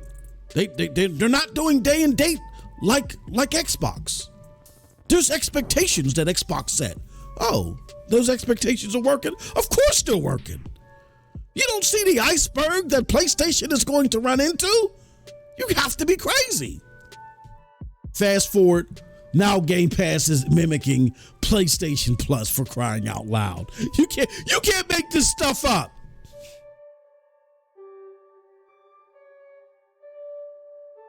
I get that people want to root for the underdog. I get people love a great comeback story. I don't plug my HDMI into a soap opera box. I plug it into a console. Consumers are expecting results.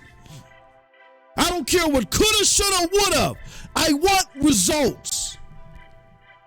And right now it's not coming from Xbox. I had an Xbox and I had a current Xbox in this house all the way up from 2002 all the way up till 2020.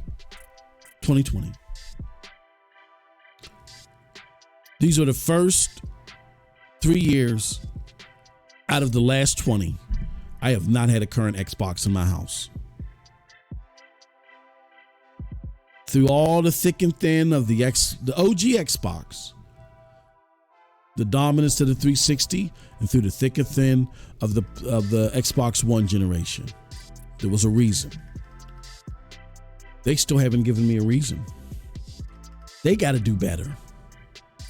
PlayStation right now is PlayStation 5 is the better console. For $100 less than the Xbox Series X, the world's most powerful console, you get so much more. It's running up in par with the latest and greatest AAA games. They're splitting hairs for $100 less. You're getting better games on the platform for $100 less. Even the subscription service, until that Call of Duty drops day and date, is giving Game Pass a run for its money to me. Have you seen how that subscription service is set up? Got me way more invigorated than what's offered in Game Pass. I could care less. Game Pass, for me, is just a testing ground to see if an Xbox game is trash or not. And if an Xbox game isn't trash, I'll buy it. I don't want to keep game. I'll buy it. But what's it called? I'm playing Horizon Forbidden West. Borderlands. What's that? What's her name? Tiny Tina's Wonderland. I mean, there's so much great content in there that I actually want to play.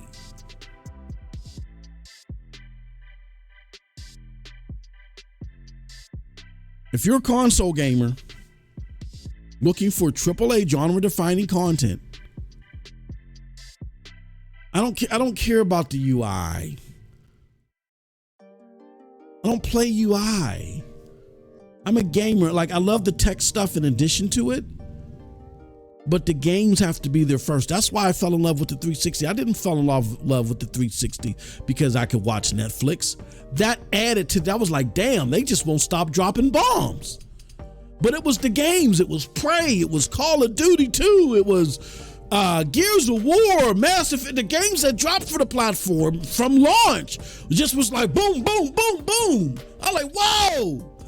Then come to find out the multimedia part of it was just phenomenal. Boom, boom, boom. Wow. I don't pay $400 or $500 for a console because of multimedia. This is not 2005 anymore. You can buy a Fire Stick for multimedia. You buy consoles for games.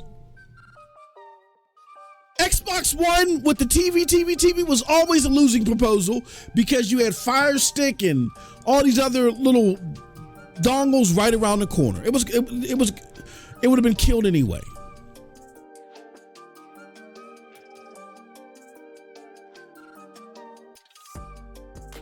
So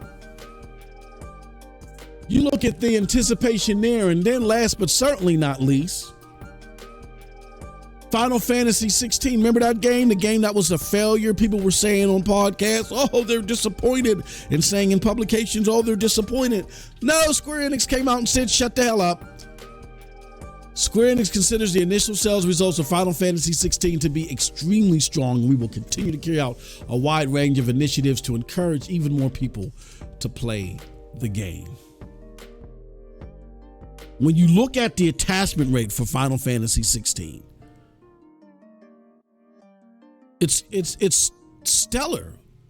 They're only 50% less of Final Fantasy VII Remake with a quarter of the attach rate of the install base possible. There was 4 times more PlayStation 4s out at the time that came out than Final Fantasy 16 came out, and they're at half the rate. They're pretty much doubling the sell rate of Final Fantasy 7 Remake. There are some games that are AAA status that are going to come out to a smaller install base. It's okay than their predecessors did. They're still making money based off of the expectations, the install rate, and all that stuff. 3 million in a week off of that small install. That's a 10% install base. That's crazy.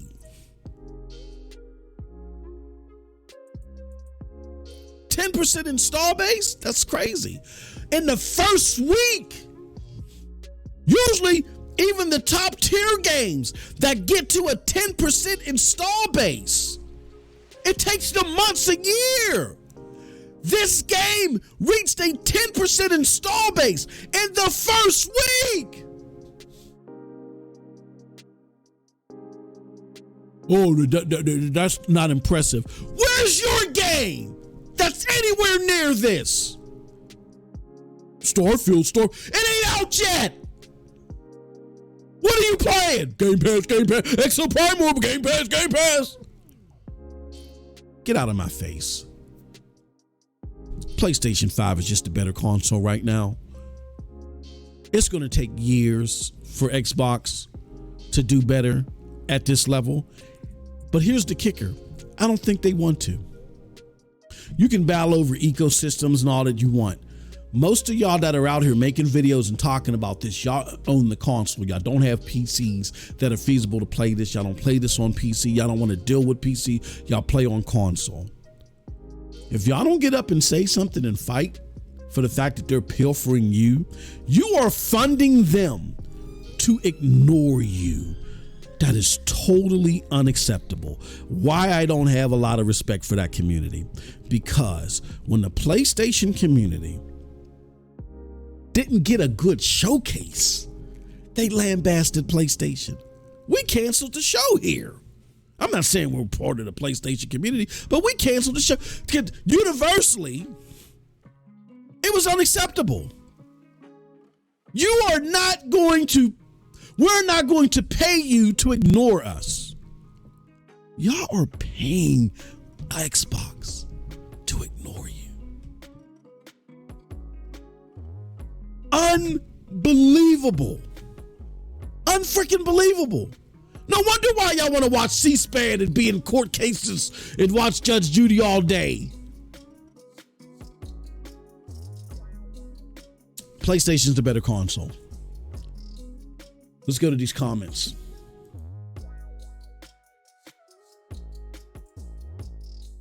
Oh, what happened? Oh, I can't. What happened to my comments? Okay, here we go.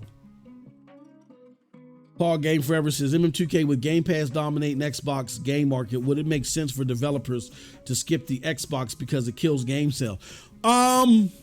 That's what I said not too long ago. I said I fear.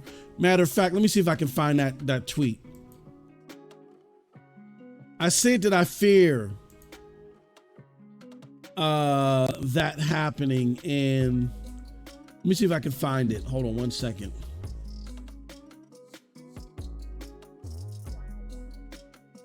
I'm looking.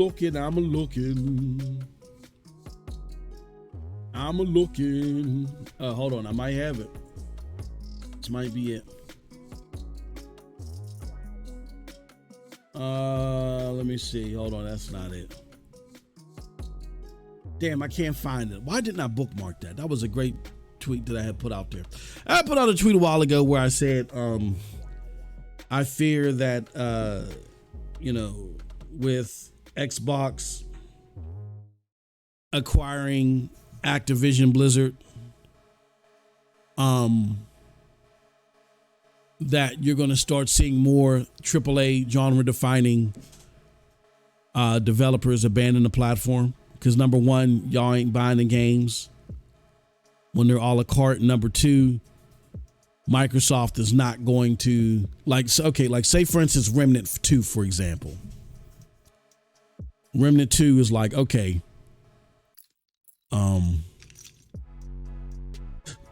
let's just say if they're like, okay, I want to put this game on Game Pass, or let's create this scenario. Say Remnant 2 knocks it out of the box sell wise, and let's just say Xbox still down the road has a strong install base, a strong enough install base not to completely ignore, but it's mainly because of Game Pass, like how you indicate, Paul G. My fear is by the time Remnant 3 comes out, and then the Activision Blizzard deal would have been settled, and then, Call of Duty's in Game Pass. You got Activision games in Game Pass. My fear is twofold. A, Remnant is not going to have the game a la carte on Xbox. Because why? Because people aren't going to be buying AAA games on Xbox anymore. Really, it's going to get worse. When Activision Blizzard gets in there, it's going to get worse, and they're just going to be playing. And when they do play AAA games, they'll just be playing Microsoft games, which is okay. That's fine, whatever. But if you love multi-platform games, the support for those multi-platform games, I really think it's going to diminish and dwindle. Because again, if I'm a developer and I know that if I put my game on your platform a la carte and you're not, and you're not going to support it, or the player base isn't going to support it, I'm not going to put a lot of effort into it. Now, I may if I'm a AAA game developer or publisher, I may put it on there a la carte if I strike a Game Pass deal. But here's what I also feel. Here goes the second fold of that fear. Say Remnant 3 comes out. And they're like, look, we would like to experiment with Game Pass here. Normally, we wouldn't even put our game here, but let's just see if it'll work with Game Pass. So I signed a deal with Game Pass, and Game Pass says to me, they said, okay, look, what we're going to do is we're going to give you a lump sum. We'll give you 500,000 or $1 million up front. Or in fact, we'll give you 500,000 up front. And the rest of the money that you make, you'll earn off of play sessions. And based upon the play sessions you get will be based upon how you get retributed. And I feel like they may get minimal play sessions to try it out, but then they're gonna go back to the Microsoft games.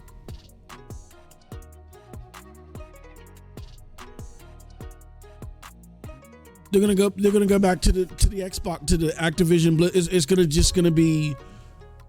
Most of that money is going to go for the play sessions. It's going to go to Call of Duty.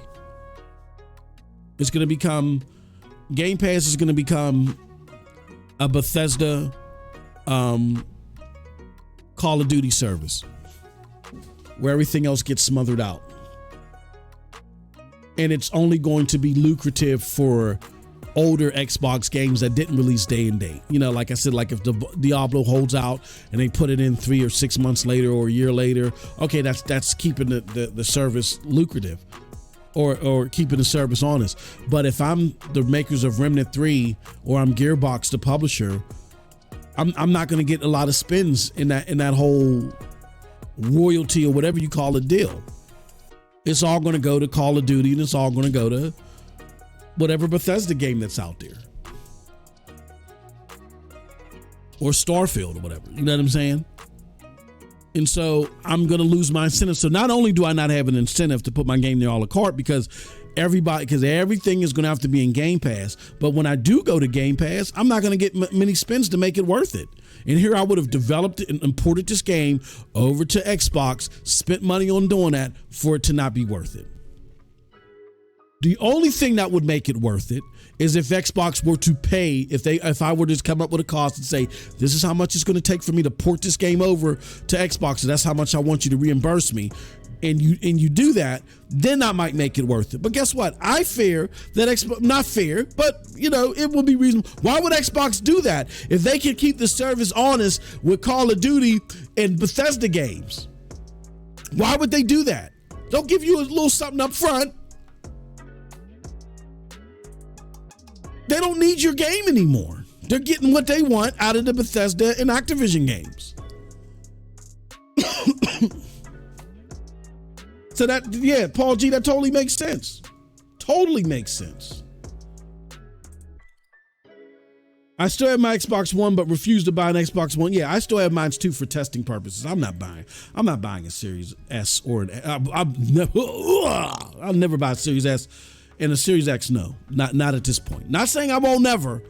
Something could happen. They could change. The tools could finally start working. Who knows? Again, I said at the beginning of last generation, I will never buy a PlayStation 4. End up buying a PlayStation 4, then upgrading to a Pro, loving it, and never look back, right? Microsoft could change. Who knows? I'm just letting you know how things stand right now. Right now, it's not up to par. I've used Project Scorpio until I traded in a GameStop to buy Stadia games. Yeah, it's just not up to par. All right, that's it. Let's get to the last part, and I gotta get out of here. Remnant 2 scores. Very interesting set of dynamics here. Speaks a lot to scores and Metacritic altogether.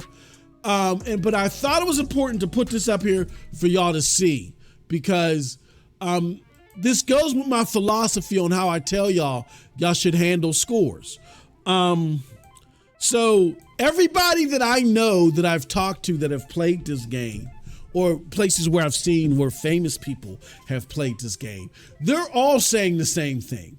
They're saying that Remnant 2 is such a significant upgrade from Remnant 1. However, when you look at the Metacritics, you wouldn't be able to tell the difference. Now I'm using PC, for example, because this is going to be the de facto way for me. I feel that you can play Remnant. So I think PC will be the most,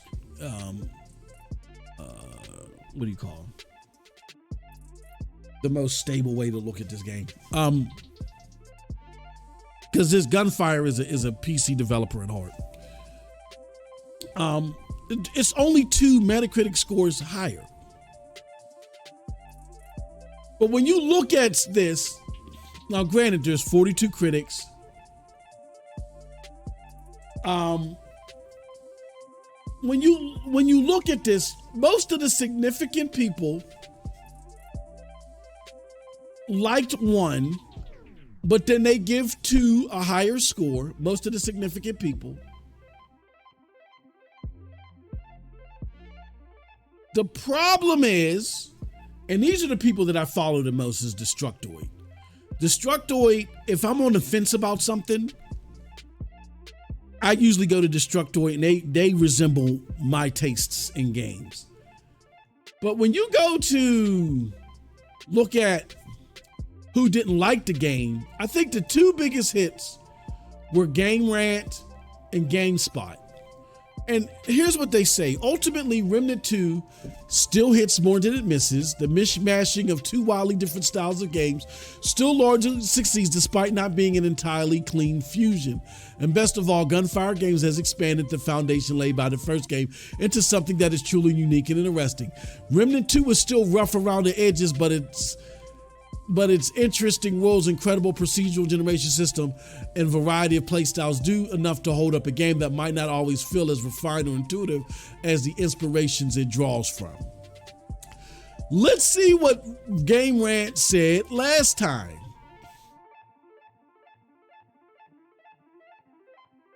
Game Rant gave it a 90 last time opposed to a 70 this time, and they said there are some minor quality of life changes that could be made to make the game even better, but it is still one of the best games of the year regardless, especially when played in co-op. How does this go from a 90 to a 70?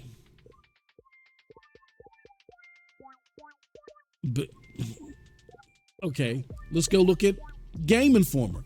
Strong systems and a satisfying gameplay loop give Remnant from the Ashes a powerful foundation, even if the experience is mired in repetitive, uninteresting bosses and environments. The first 10 hours are challenging and intriguing, leaving you ferocious for more loot, more bosses, and more traits. After that, some of the wonder vanishes as you relive, relive past glories rather than continuing to forge new ones. Let's see what they say now. Remnant 2 is exactly what you want from a sequel, such as the way it expands and improves upon the game's first ideas. It's not likely to blow you away, but the core gameplay loop built on rewarding combat and ever-expanding repertoire of skills and abilities and randomness of its procedural generation latches and refuses to let go. The final realm is disappointing because of an artificial difficulty spike, and the story is still lackluster and easy to ignore, but those looking for a solid, malleable shooter won't go far wrong with Remnant 2.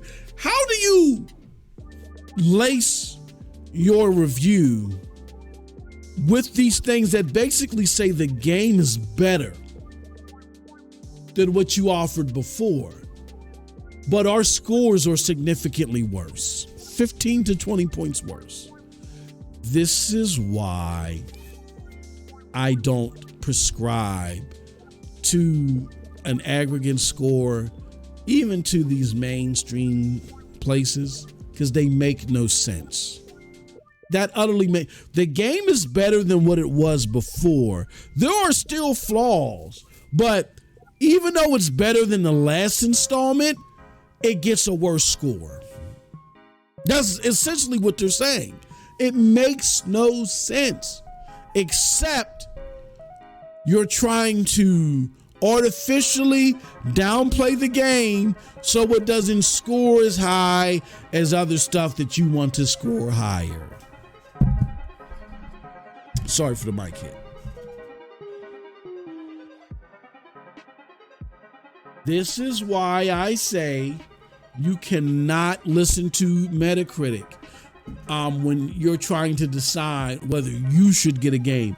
I think Metacritic is a great judge on whether a game has universal appeal, which is important.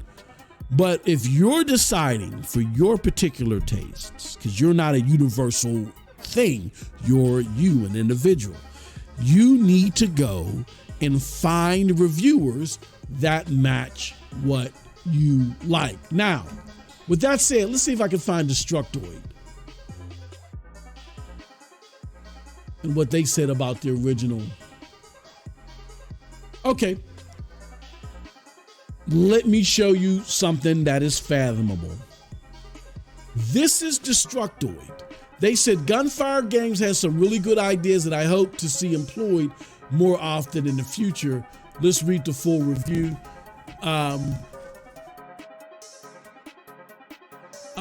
Let's take a look at the full review. Or let's just look at the summary.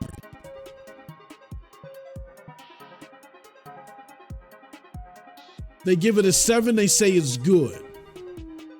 I said, I found myself just playing it for hours on in solo or with random and not feeling phased. Multiplayer is one of the Remnant's biggest strengths, as it allows you to create assets or join to gain the loot. It says Remnant from the Ashes takes too long to get where it's going, but when it does, it lets it rip. The randomization element is too half-baked to really propel this project above the rest of its ilk, but Gunfire Games has really some good ideas. Okay, that's what they said before with the first one. They really weren't enjoying the first one all like that. They said it was good. But I mean, they were enjoying it, but they really didn't like acclaim it. Here's what they've said now. Again, also agreeing that the game is better. But here's what Destructoid says now. It says, at times it can be extremely challenging experience, even on the easiest difficulty, but that's also what makes it so rewarding when you finally kill that boss and obtain its loot. Let's see its final review this time. The final review on Remnant 2, the final, let's see. What the hell? Why can't I? Okay, this is, if you are a fan of Remnant from the Ashes, chances are you already plan to pick up Remnant 2. If you haven't played the original but are a fan of Souls games or even like games like Risk of Rain, this will be right up your alley. At times it can be an extremely challenging experience, even one, but that's what, okay. It says, I can honestly say I can't wait to jump in with friends and work together and try to optimize each other's builds as a coherent team. Overall, Remnant 2 is a sequel done right. As I said, Remnant 2 does have some flaws. The main story feels lackluster and the randomization can be very easy lead to a not so fun experience, but these are essentially the same flaws from Remnant Ashes had on a lesser scale. Gunfire games took the highlights from the original game, the gunplay, the boss fights, the build variety, and amplified them. So they're saying basically what everybody else has been saying, except they did the reasonably sound thing and gave it a better score. This is why you can't listen to these. They have agendas. And it was just proven right there. Remnant from the Ashes. I am playing in day one. I am getting it on NVIDIA GeForce Now Ultimate, where I can play up to 4K Ultra, hopefully over 100 frames per second. We'll see. It'll be 60 plus frames per second, I feel. This is going to be a hell of an experience. I can't wait to get a hold of it on the 25th. Y'all be there with me. Y'all watch me here. I'll be playing it here. I'll be playing it on my other platforms. And then we'll be doing quality stream series where it'll be in like 4K Ultra and all that other stuff. But again, I just wanted to show that to y'all for some of y'all that were looking at the Metacritic, that flocked to Metacritic and looked at that, maybe said, that game looks like it sucks. No, or it's not that much better than before. Again, the ultimate proof will be in the pudding when we play it. But this is why you can't trust these scores individually. I mean, you can't trust these scores at an aggregate level. Understand what's going on, the agendas that are being held, and find, if you're on the fence about this game or about any game, find a reviewer or a set of reviewers. Take 5 games. This is what you do. You take 5 games that you liked. Number one, you find a review site or a publication that agrees with you on the atypical games, and then particularly take 5 games that you like, that people were like, oh, that's trash, or that you thought were overhyped. Like mix and match them, like 3 that people thought were trash that you liked, and 2 that you felt were overhyped. And you go to different publications that agree with you on the majority of the games that are out there, or good set of them, on the main games. And those that agree with you, oh yeah, so and so is overhyped, or that's how I came to Destructoid.